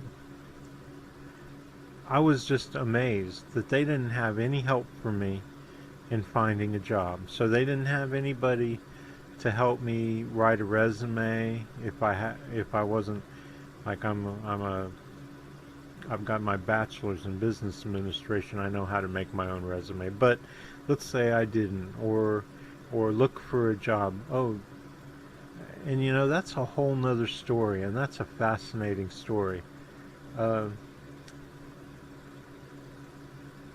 I went down there the first time, and this is why I liked the Clintons at the time. You know, the Clintons were asses.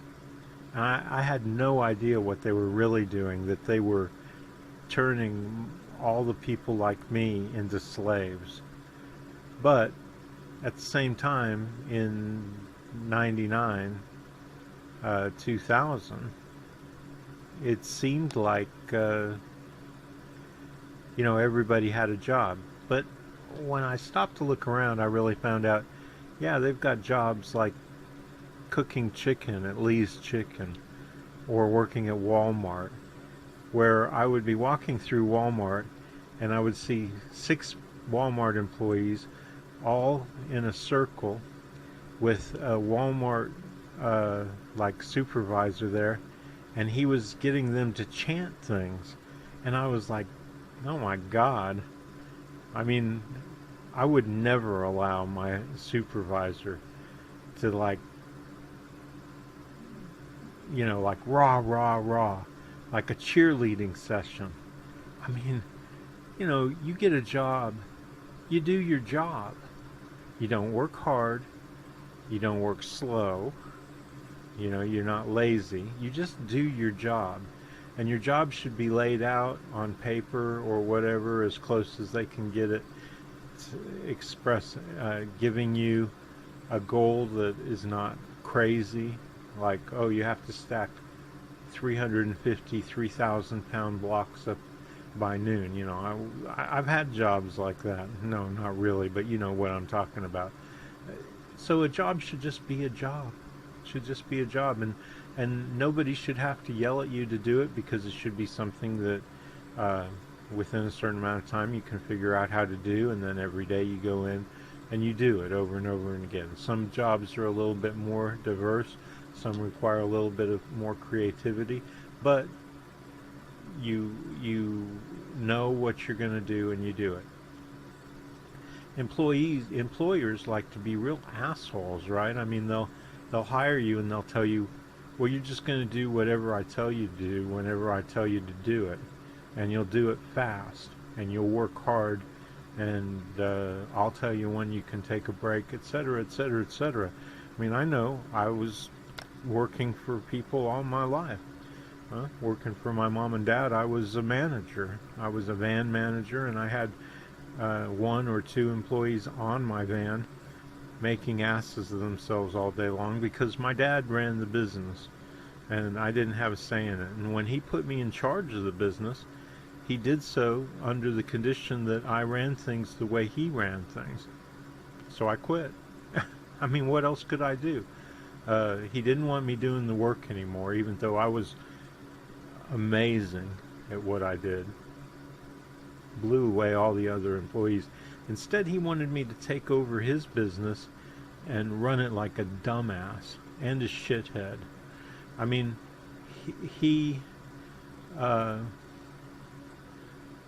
I would try and tell him how to handle employees. I mean, I had a business degree. I took marketing. I took management. I took human resources. I took business law. I took everything. And he would act like I was some kind of fucking idiot. And I would tell him how to do it. And I remember one time he got so frustrated with the employees. So I told him, you know, how to handle employees. I said, okay, so you come back to check on them, and it's a half an hour. They were supposed to be back from lunch, and they're not back from lunch. I said, you have a form, you hand it to them, you make them fill it out saying they were half an hour late for lunch, and sign it. And if they refuse to do that, then I don't remember what the consequences would be. And then you compile a log. And that way when they want to get unemployment, you've got a log of either things they refused to sign or things that they signed admitting what they did. And I would advise you to have video and audio or whatever, a backup of some kind, maybe some other people's testimony. So I told them how to do all that. And I learned that out of a book in human resources, you know, on labor and all that kind of stuff. Okay, so no, he won't listen to me, and, you know, a year goes by and these guys are just fucking screwing him. They're not doing the work, and they're charging the dealerships for the work they're doing, and the dealerships are coming back on my dad. And so he says, look, there's a seminar by the unemployment people or the employment people in Kentucky, whatever. I want you to go to that and then learn how to handle these people. And I just said to myself, I'm sure shaking my head, they're going to tell me the same thing I was taught in class, right? Same thing that's in my book on human resources or management. I took management, of course, business management. And so that's exactly what happened. I come back, and I've got their paperwork, their documented, what I'm supposed to, what the company's supposed to do, how it's supposed to handle them, how they're supposed to be written up, and they're supposed to sign it, admitting they did it, and all that stuff. And I swear to God, it was like my dad just pretended like the whole thing never happened. Like that book just disappeared with all of its things, and I wasn't asked to, which was fine by me because I didn't want to be involved with it after they wouldn't take my advice in the first place. So that's what people are dealing with on a daily basis at work, and none of that should happen. All of that should be regulated. All of that is part of capitalism. That's kind of like the other side. I mean, you have the monetary side, you have the poverty and everything, and the ways that they manipulate people and scare them and make them desperate in order to get them to do everything they want to do. But then on the other side, you have when they're actually doing out of desperation what they want them to do, then you have the other side where they manipulate them and cheat them, and you know, and is it any wonder that the employees are cheats and steal and assholes too? Because I mean, they're getting screwed every day of their life. They know that there's something wrong at least, and they probably understand how unfairly they're being treated, and they probably have a sense inside that they're being screwed somehow, even though they maybe don't even understand how. Okay, so these capitalist ways of doing things don't work. When I was in macroeconomics, they taught us about, they barely covered it, but they talked about the positive sides of a control economy. So a control economy, there's no profits. I mean, there shouldn't be. Maybe you could have a control economy with profits. Doesn't make much sense to me, and profits don't make much sense to me. So a control economy is where you do everything under control. There's no markets, there's no slippery sliding piles of money if your last name is Bush or whatever. It's all just based on what people need and all that. And if it's done properly and you don't allow, you really come down hard and you really monitor corruption and make sure that it doesn't get out of hand, then it works like a well-oiled machine. It would if anybody would give it a chance. Of course, they don't want to give it a chance. Okay, so what I'm saying here is that these control systems where things are done, by scientists, economists, whatever. Economists and scientists is the same thing. They're just a scientist of economics. Well, that works. And love you to death, but this does not work. It just comes and goes, and I'm sure that there's all kinds of great the homeless land model. How about Jimmy Carter? What's that thing where they go and build a house for somebody? Huh? All this stuff comes and goes, and yet homelessness gets worse and worse in this country. No, we need housing and urban development, etc. We need for those kinds of institutions to be run and work properly and funded properly, and you will find out that they make us money. They don't cost money, they make us money. Those people that are housed and taken care of are just right there because you were there for them. The government was there for them. The government comes and says, well, I need you to be a doctor for 20 years. Those people are going to be right there. Right there. Even if doctor doesn't mean that you make millions of dollars like they do now.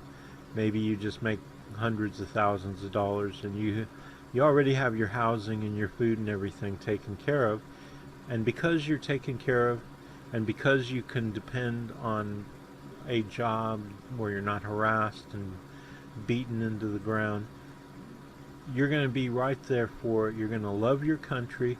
You're going to love being part of your community, the nation, and you're going to love doing your job.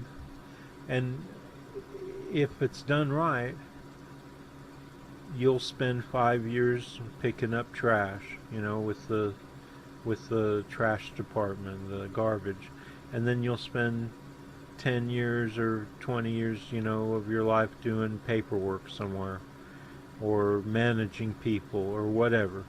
It'll be split up evenly, so you don't feel like, it's us and them. They are CEOs and executives, and we are, what are we? We're jack shit, right? We get kicked around and nothing. No, in a proper economy, it wouldn't be like that. We'd all get our chance to kick everybody. I'm just kidding. That's the whole point. Nobody would kick anybody around. It wouldn't be like it is now, and nobody would feel like, oh, I'm a tough guy and I'm hired to make sure all these peons who don't know how to live their own lives and are all thieves. And no more of that. We don't need those kind of people. We never did. And if we did, it was because of all the animosity created by the system and by the inequality and the unfairness. And we don't need that anymore in a proper economy. How nice would it be for an American to wake up every morning and feel like he's being treated fairly and go to his job and enjoy his job, and not get all stressed out, and do his job and come home to his loving kids and his wife, and they all, he doesn't hit one of them because he's had a bad day at work. How do you calculate that profit, huh? The healthiness. Imagine how healthy you would be if you didn't suffer from stress every day from these goddamn capitalists, huh? How do you calculate the profit in that, huh? How do you calculate a harmonic where all races get along, and you're not scared to death to walk through a black, well, there would be no ghettos, right?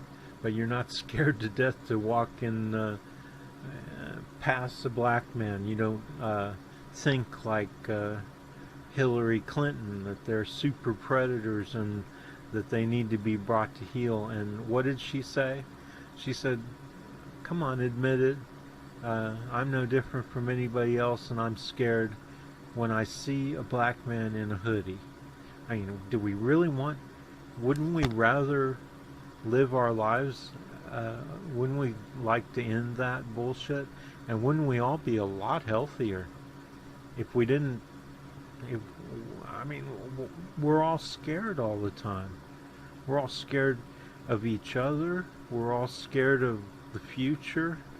We're constantly scared we're going to get into a nuclear war with a country that's halfway around the world that we have no business being there in the first place in the 50s, the Korean War.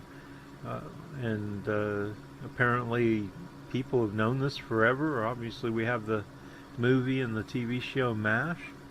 So while I admire you, because all you're trying to do, Ken Churchill and the people at American Homeless Land Model, www.facebook.com, and I do say, go help them.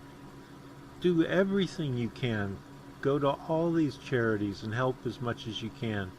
But that's not, and you are improving the world, and you should be proud of yourselves, because that's the way the world is. But while you're doing that, please think about how we could make a world where we could get rid of all of these charities and have nothing. There would be no need for them anymore.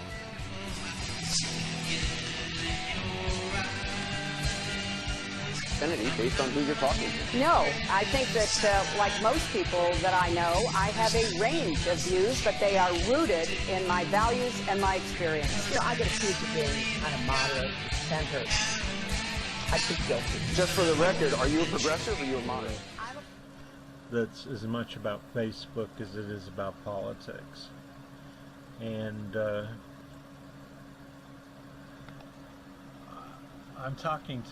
I get criticized a lot because I post my politics, which is the most important thing in the world, because it's like unlocking a door.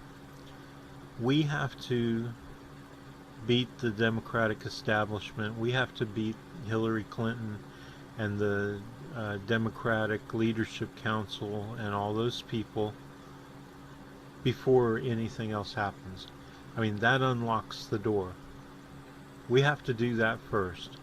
So to me, Democratic Party headquarters and the reboot of the Democratic Party is taking back the Democratic Party. And I know I'm not the only one to say this, but I've been saying it as long as anybody else, and I've been working as hard, probably harder than anybody else in this country, to try and get people's attention about this. Okay, so it's the most important thing in the world, because if this country is really a world leader now, we beat everybody, beat the Russians, Chinese, everybody. Well, that's all bullshit, of course, but let's just for a moment assume that. But if that's true, then everything in this world hinges on us getting back our party, at which point that will enable us to be able to beat the Republicans and the conservatives and turn this into a socialist kind of country, a kinder country, a country that takes care of its people and cares about people around the world. Instead of what we've been doing is we've been a party and an army for the imperialists, I guess, and the imperialists. So now how that relates to this post is I get a lot of people complaining because I post my politics as comments on their here, I'll go to it. Okay, so when you post a post on your wall, on your timeline, it shows up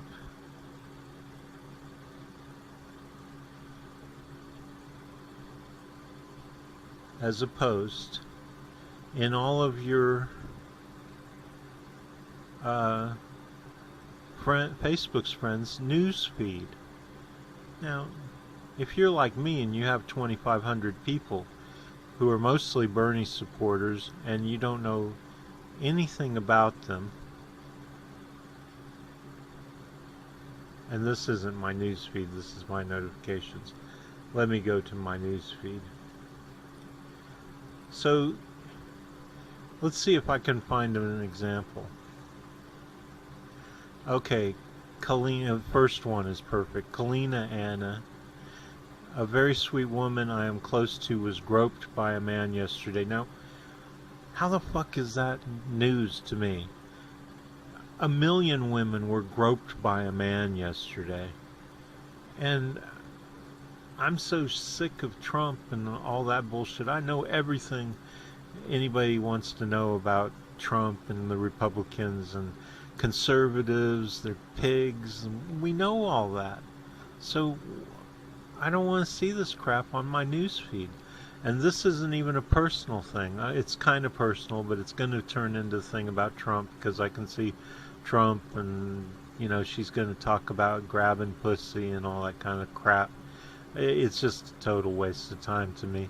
And low-hanging fruit is often forgotten or full of bugs and worms. These people who think that they're some kind of Abraham Lincoln and they're going to come up with the quote that goes viral and makes them famous and money. It's all bullshit, and you're cluttering up my news feed. This is a news feed. You know what I want to see in my news feed? I want to see how they're finding out that the establishment Democrats did this and that they're going to prosecute them and that they're trying at least to prosecute them, and about the latest progressive candidates and all that kind of stuff. But what is in here? It's either like pictures of your daughters, and I got to the point where, well, you'll see it in that post. So let's go back. I think you're starting to get the idea here. So let's go back to my post. So I say,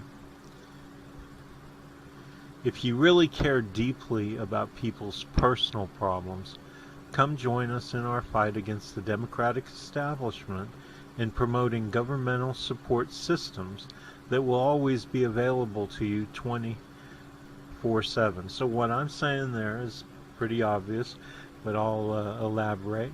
It's kind of like what I was just talking about in this other piece about there being government systems for helping people. Well, if you're very sick, then I would hope that there's a universal health care or single payer or whatever to help you. If you're mentally ill because you're dealing with some kind of severe stress, I would hope that there are governmental, that we all get together and say to the government, we want you to have a place for people to call and go and get help. And I don't care what it is. If you're trying to figure out how to tie your shoes, I'd like there to be a place for, and you know, it's fine that other people help you, and it's fine that there's private type places that help with those kind of things. But what happens is we find out very often there are not, that there's nobody there to help you. I mean, I've seen people walk over people sleeping on the sidewalk just like they were a rock and just needed to step over them. That's reality for a lot of people.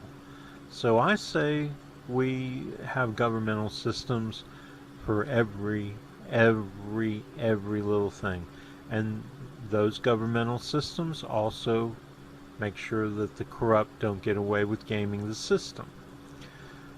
So I say, you know, come help us fight for that at Democratic Party headquarters. Now here's the meat of it. This is what I say in... No one cares more than I do about individuals suffering from illness, loss of a family member, their dog died, etc.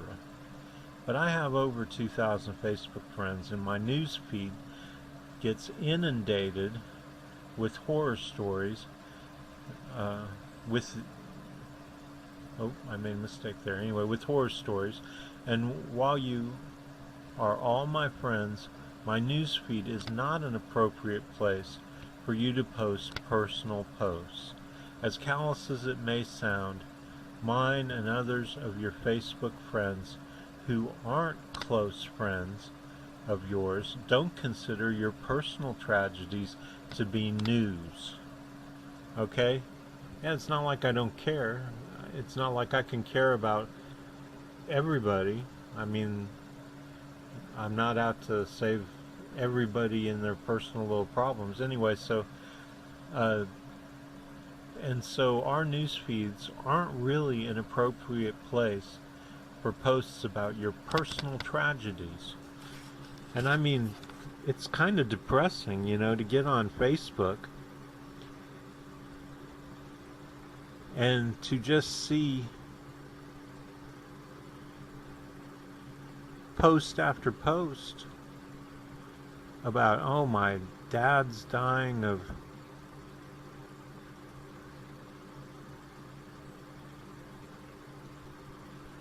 cancer, or my kid is dying of cancer. You really think I want to know about Susan Smith's kid dying of cancer? I really don't want to know about that. I mean, I can't do anything about it.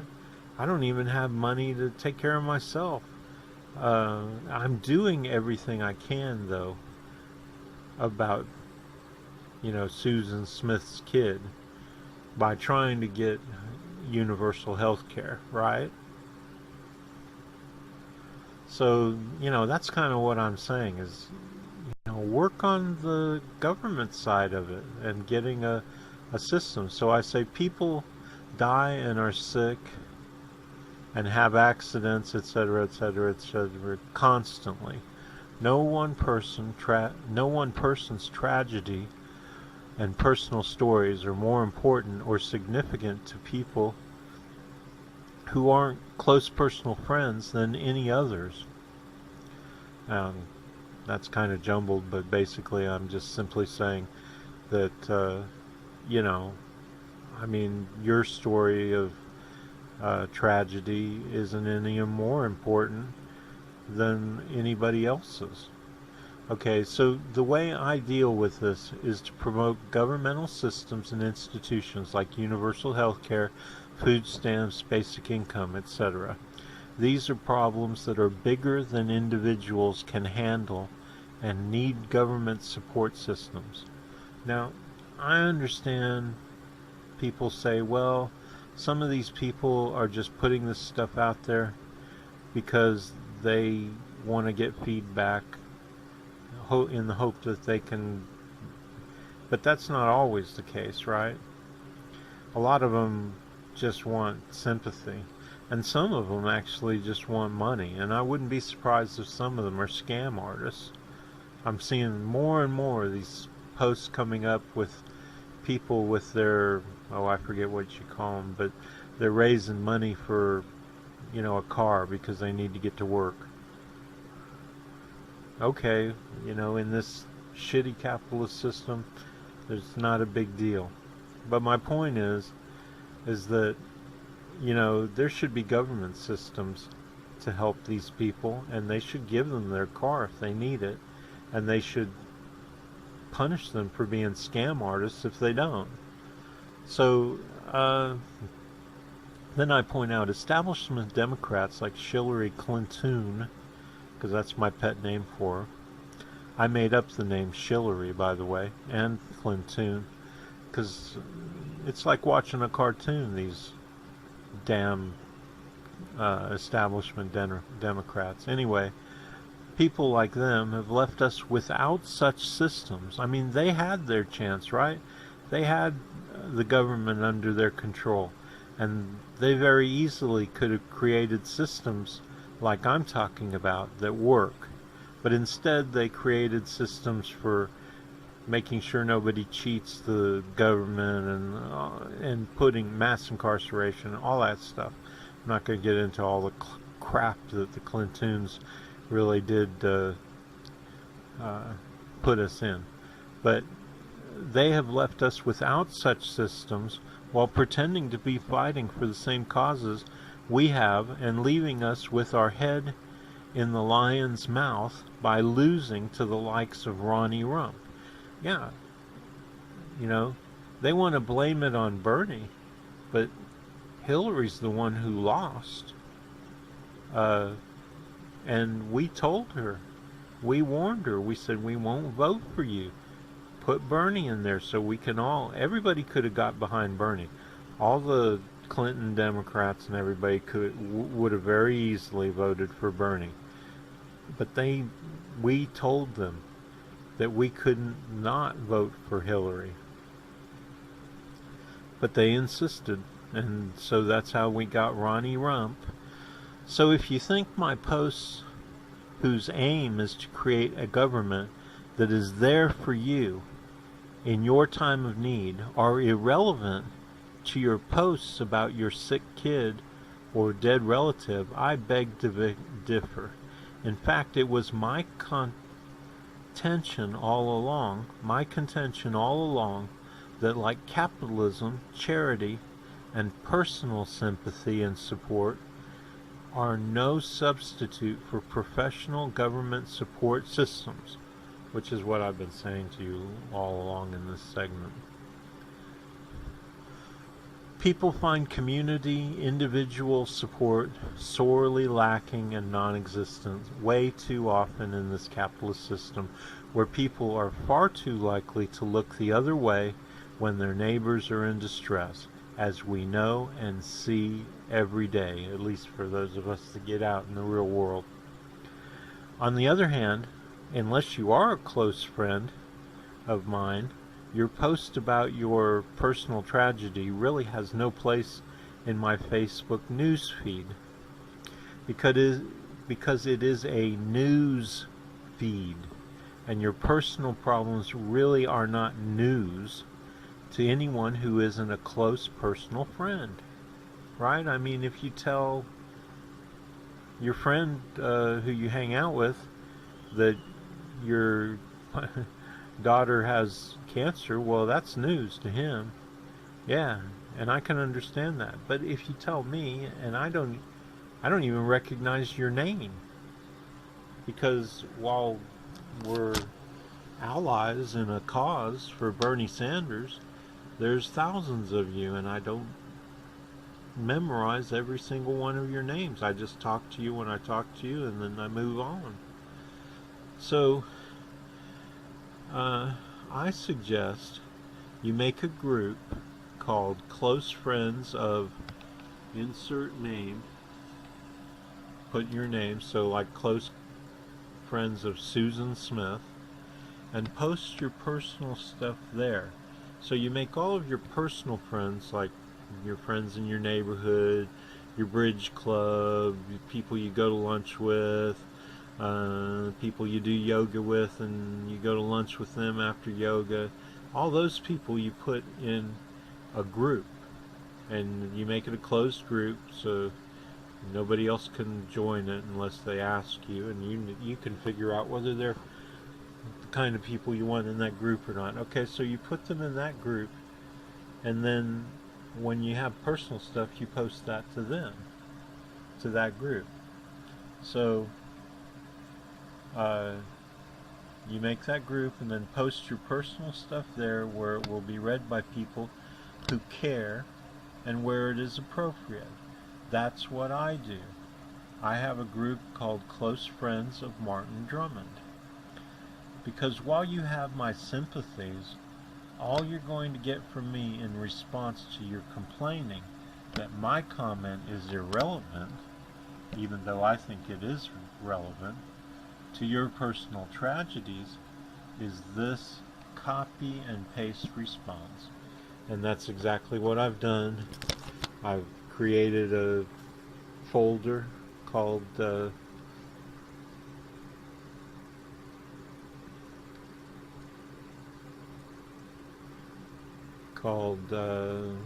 standard replies, and it has those responses in it like that. And in my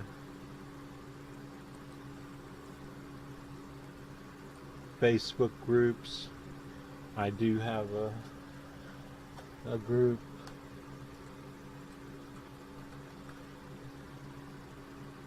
called I'll get to it in just a second, hang on. Here it is, Martin Drummond's Old Friends. So I can go to that, find Martin Drummond's Old Friends, picture of class photo from 1975 in Beirut. What a year that was, huh? Civil War. Watching people, phew. You can't even imagine what I can tell you. Huh. And all my personal stuff, right? Okay, so I post my pictures of me and my dog when I was a kid, and just whatever, you know? And that's my friends. I mean, those are my friends, not my Facebook friends. Okay? See, I got Roderick Christopher and Michael Cox gave me a thumbs up. They understand what I'm talking about. Thank you, guys. I can't say that I'm surprised that it's not girls, because it seems like it's the girls. To be honest, I think a lot of girls get on here. You know, they bitch about being hit on by guys. Most girls do. Talk about pussy grabbing and all this stuff, but it seems to me like a lot of them get on here, well, maybe to meet guys, but not to so much to meet guys as to just air their personal laundry to people who they don't know. It's just, okay. So that's that, okay? That's my post about this, and it relates to that post about Julie Humes, I think her name was, or no, not Julie, S-H, anyway, where she was bitching. Basically she was bitching because she was posting personal stuff. So if we go to like the, say, Liz Tang, okay, and I think, well, this is a silly post. I'll just post something in a comment down here about my Democratic Party headquarters.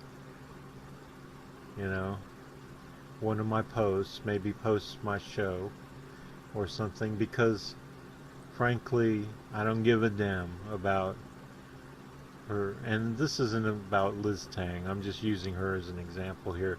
There's far much more waste of time, waste of space. I'll never get that 3 minutes back type posts, and if I scroll down through this like I do every day, I'm sure I'll find them. I've got an extra ticket for Bob Seger tomorrow night. How many people are going to see this who even are in your city? Maybe. I don't know him, so not personally. Okay, so candidate neutral. Okay, I'm not going to get through all this, but my point is that a lot of these posts, if they have a D after their name, they are lying liars. You're talking about establishment Democrats, I hope, because there's a whole bunch of us not established Democrats who are not lying liars like me. And we're still technically Democrats. And a lot of these posts are just Green Party people who have a stick up their ass and they're angry. And so I'll come down here and I'll post a post like, well, let's go to me. So I'll pick something like this. If you'd like to nominate a person, or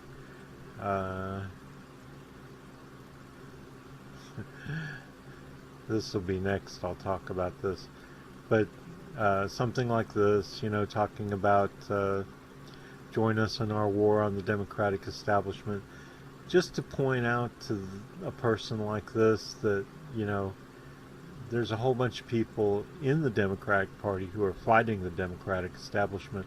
And the Greenies, as much as we love their platform and their ideology, which is basically just a copy of ours, and where do you think you got your ideas, dipshit? So I'll post something like that there to point that out to them. They'll get all upset. They won't like my posts being on there. They'll say it's irrelevant. They'll call it stupid. They'll do everything. So this is the kind of thing that leads to, so be safe, my Texan peeps. Well, that's about the hurricane. Some of them are going to get hurt. That's just the way it is. Hurricane party. Vaccines are safe. Now let's see how many will unfriend me. Somebody trolling there. Vaccines full of mercury are not safe.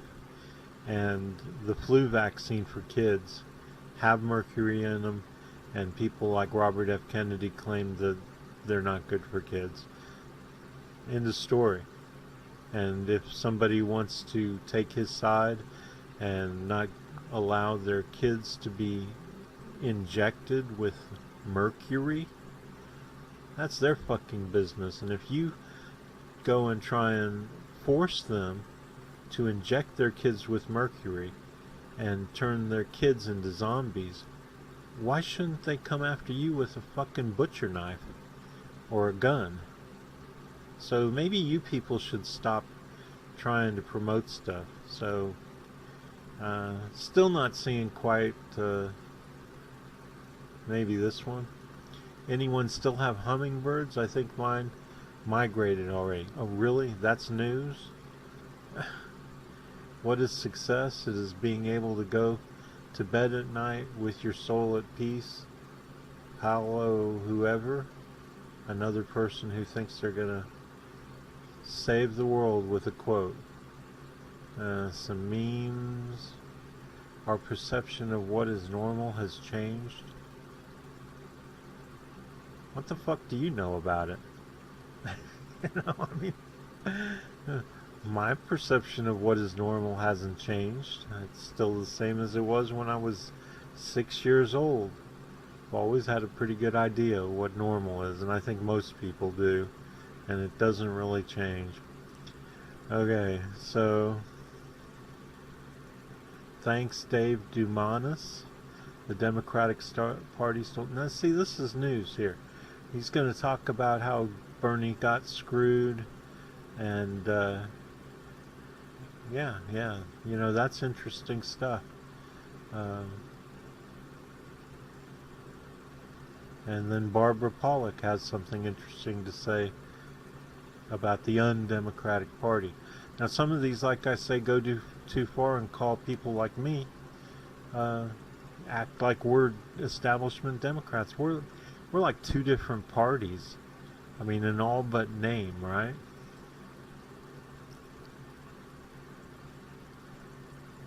Now, I saw this too. I've gotten a few posts, and I was like, well, I went and looked for them in my friends list, and they weren't there.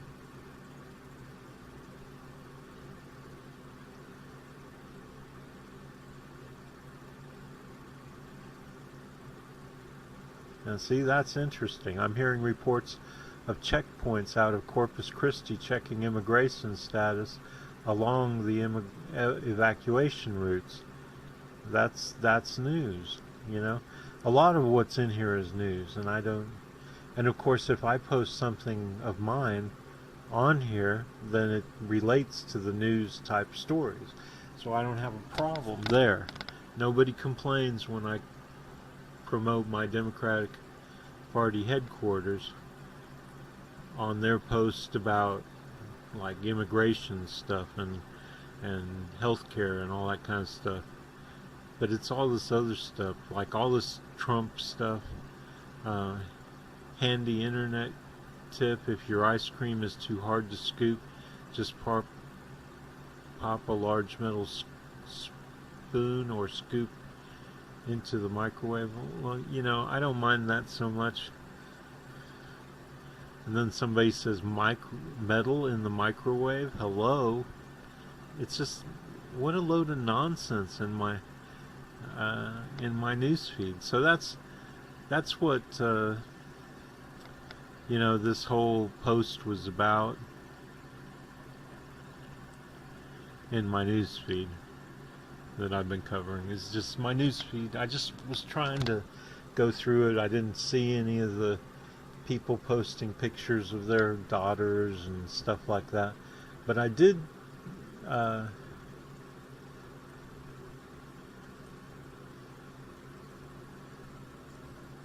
come up with a solution for all the people posting about their little girls. And I did post it in here.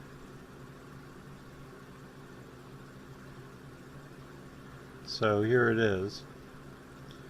I said, I'm so tired of personal posts and just silly crap on my newsfeed.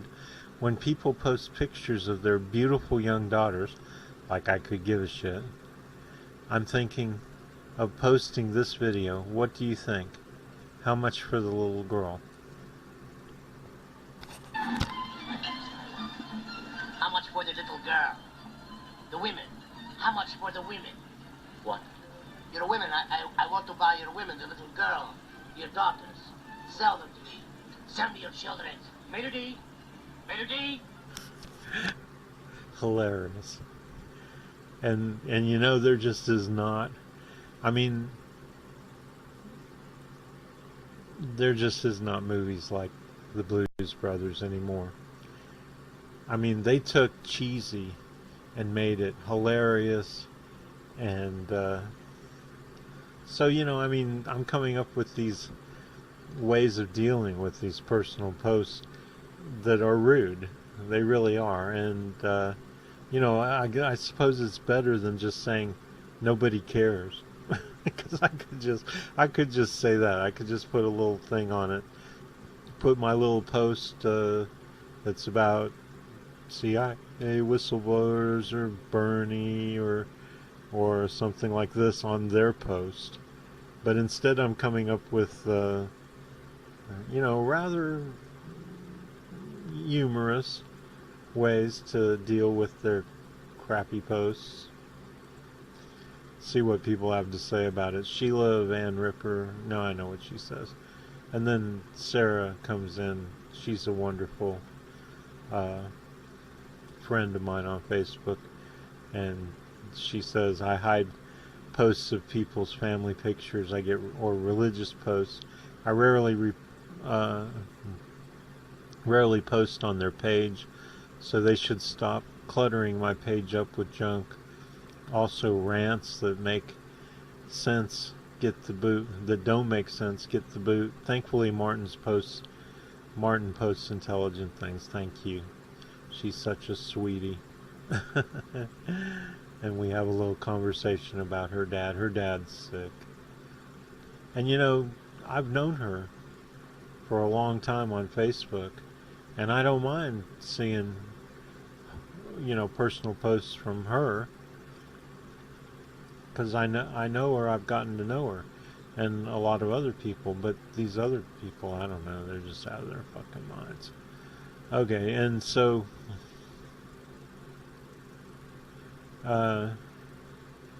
what did I say here? It says, if you want to win in 2018, this is the kind of posts I post on, you know, on here on people's. So I'll just start posting. Like, here's something, and it's about Donald Trump. Well, I don't give a shit about Donald Trump. It's just boring to me, right? And so I really don't want to see it in my news feed. So I will just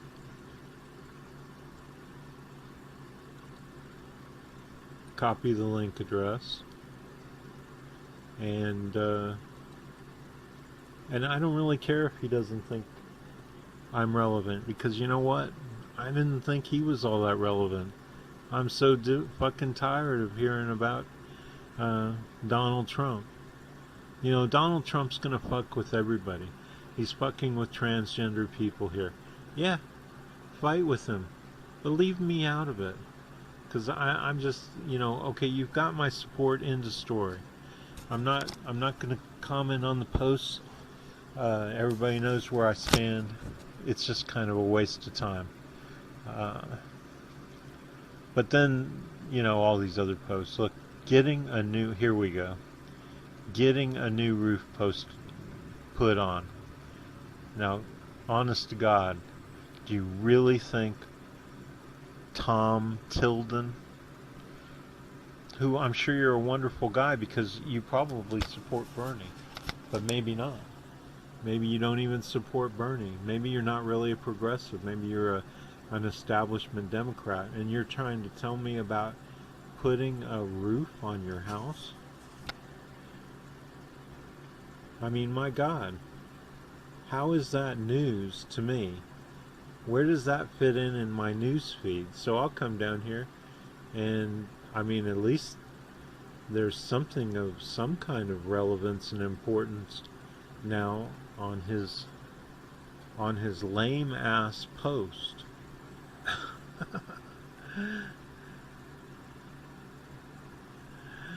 Okay, are you starting to see where I'm coming from?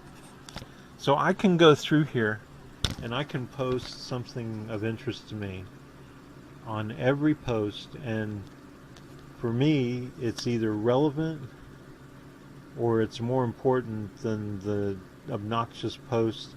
And there's plenty of obnoxious posts too, just like somebody posted, I'm bored, you know, I mean, that kind of crap. So for me, that's, it's my news feed. You post it on your wall, I understand that, but it's showing up in my news feed, and if it's not news to me, then I can post on it. And if it is news to me, then I can post on it. So I can post on every single one of them. And if you look at Betty Fernandez, and I'll come in here and I'll see Betty Fernandez 50 times in a row. Some of these people just spam, and that, I consider that spam. I don't care if they posted every single post individually. It shows up in my news feed as Betty Hernandez, Betty Hernandez, Betty Hernandez, Betty Hernandez. And look, here's one. Here's somebody posting a picture of themselves. Okay, great. What the fuck do I give a shit about, you know, your latest picture of yourself? And I understand that people can't control when they put a new, but why is it that so many of them are putting up new profile pics? Because every time you put up a new profile pic, Facebook puts it up here. And why are you doing it? because you want everybody to see your stupid face. And no offense to Betty Coop, well, I guess offenses to Betty Coop. I'm sure she's a wonderful girl, but don't be changing your Facebook pic all the time just to get your face into all of your friends' news feeds. And these are the people who will complain because I find what they posted irrelevant, and I want to say something to them. Well, why did they post this? Because they wanted me to see it. Because they wanted to reach out to me. Well, why am I posting this? Because I want to reach out to them and say what's important to me. So we're both doing the same thing, and yet you will come down on me like a ton of bricks. And Debbie Coop may not come down on me like a ton of bricks, but I can point out many times when they do. And in fact, I could probably find one in my notifications right here. If I started going through my notifications, several of them would be people saying really, really obnoxiously rude things about me doing what I just showed you I did, when really I'm the one who probably should be upset. So that pretty much covers it now. Now that I've gone through that, and I could go through my notifications and probably find, let's see what Fanny Townsend says. Stupidity is trolling others. Now, how do I respond to that? Okay, she's angry because she's a Hillary fan, and I posted on Peggy Fullwood Sasso's. I'm tired of hearing about Trump. I didn't say that, so I posted on hers something about, because Hillary's the reason we have Trump. So I posted, did you know 1 out of 3 Hillary supporters are just as stupid as the other 2? And this will be the last thing I have to say about this, because this really does cover it. This gets into the responses I get. And I said, we thought you were intelligent enough to get the message when we picked Ronnie Rump over your candidate.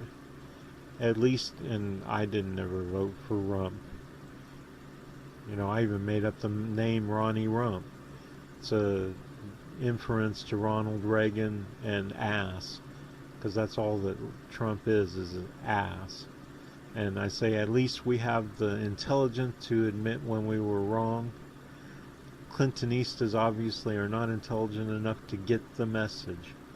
And then Fanny gets all upset and she says stupidity is trolling others. I'm not trolling anybody. I'm stating my opinion. I'm not, I don't want to hear from you. I want you to hear from me. I don't give a shit what your opinion is. And I'll even tell her.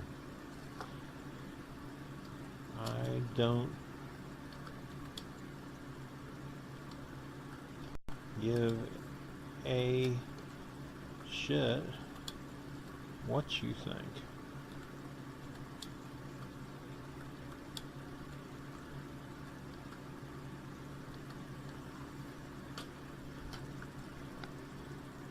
So I'll tell her I don't give a shit what she thinks. And then I'll go. All they want us to do is think about Trump, Trump, Trump, Trump, Trump. They don't want us to think about Hillary. And Hillary's the problem. I mean, I consider Hillary more of a problem than Trump. And Trump isn't my problem. I'm not a Republican. So I'll block her so I don't have to. So I don't have to see her bullshit ever again.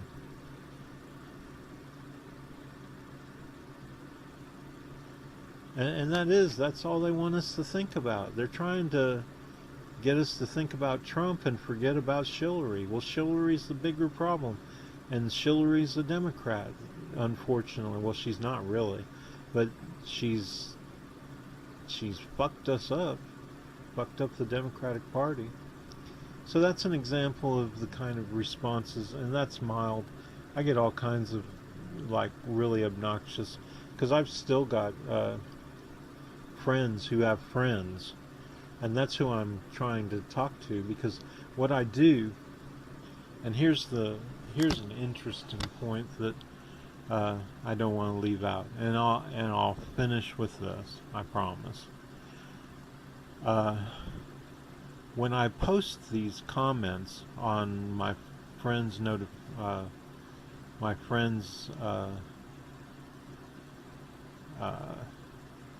post to my newsfeed, I'm reaching out to their friends as well as them. I'm not just posting it because I pick posts that have lots of comments, because then there's all kinds of their friends commenting on that post.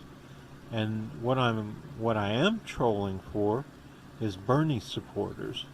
So when I do that, I end up getting all kinds of friends requests, usually from people who are like-minded like me.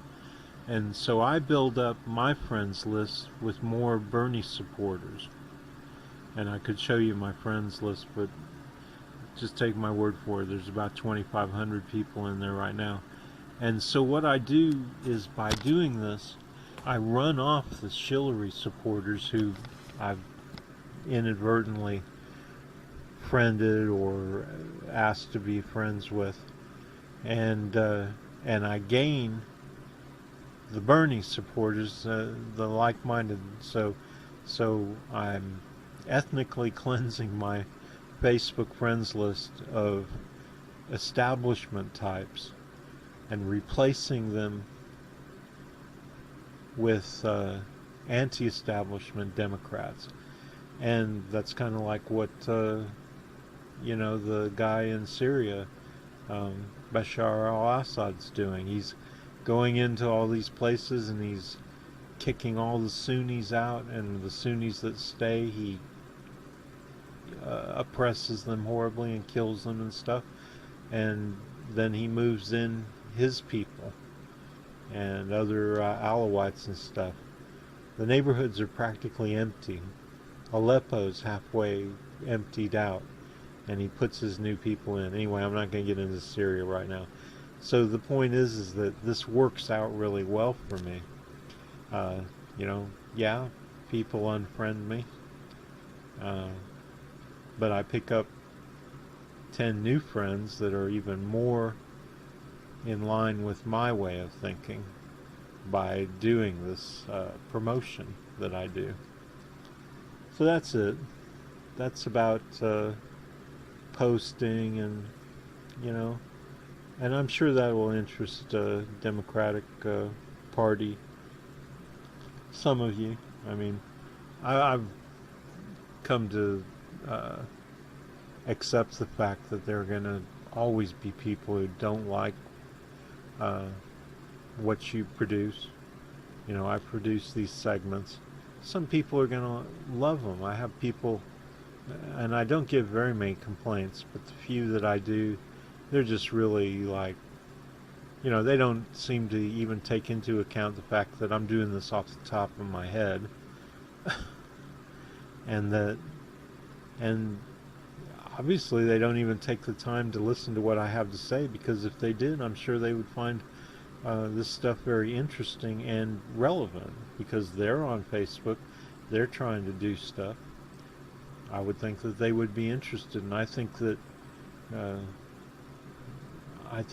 objectively that I'm putting out, because I watch everybody else's shows, and some of them are good or some of them are bad, but I think that I'm at least as relevant and have as much content, and considering I'm doing it off the top of my head, I think I'm doing a pretty good job.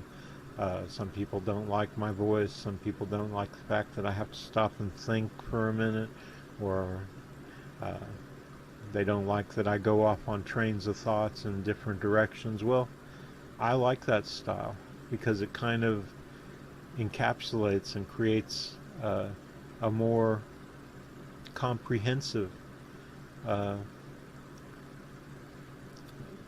study of what we're talking about in a segment.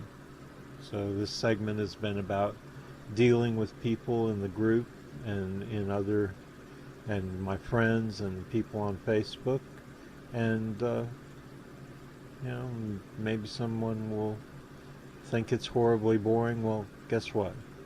You don't have to listen to it. You don't have to watch it. Senator Sanders and Governor O'Malley in putting a lot of attention onto the banks. And the plan that I have put forward would actually empower regulators to break up big banks. I represented New York and 9/11. When we were attacked, where were we attacked? We were attacked in downtown Manhattan, where Wall Street is. I did spend a whole lot of time and effort helping them rebuild. That was good for New York, it was good for the economy, and it was a way to rebuke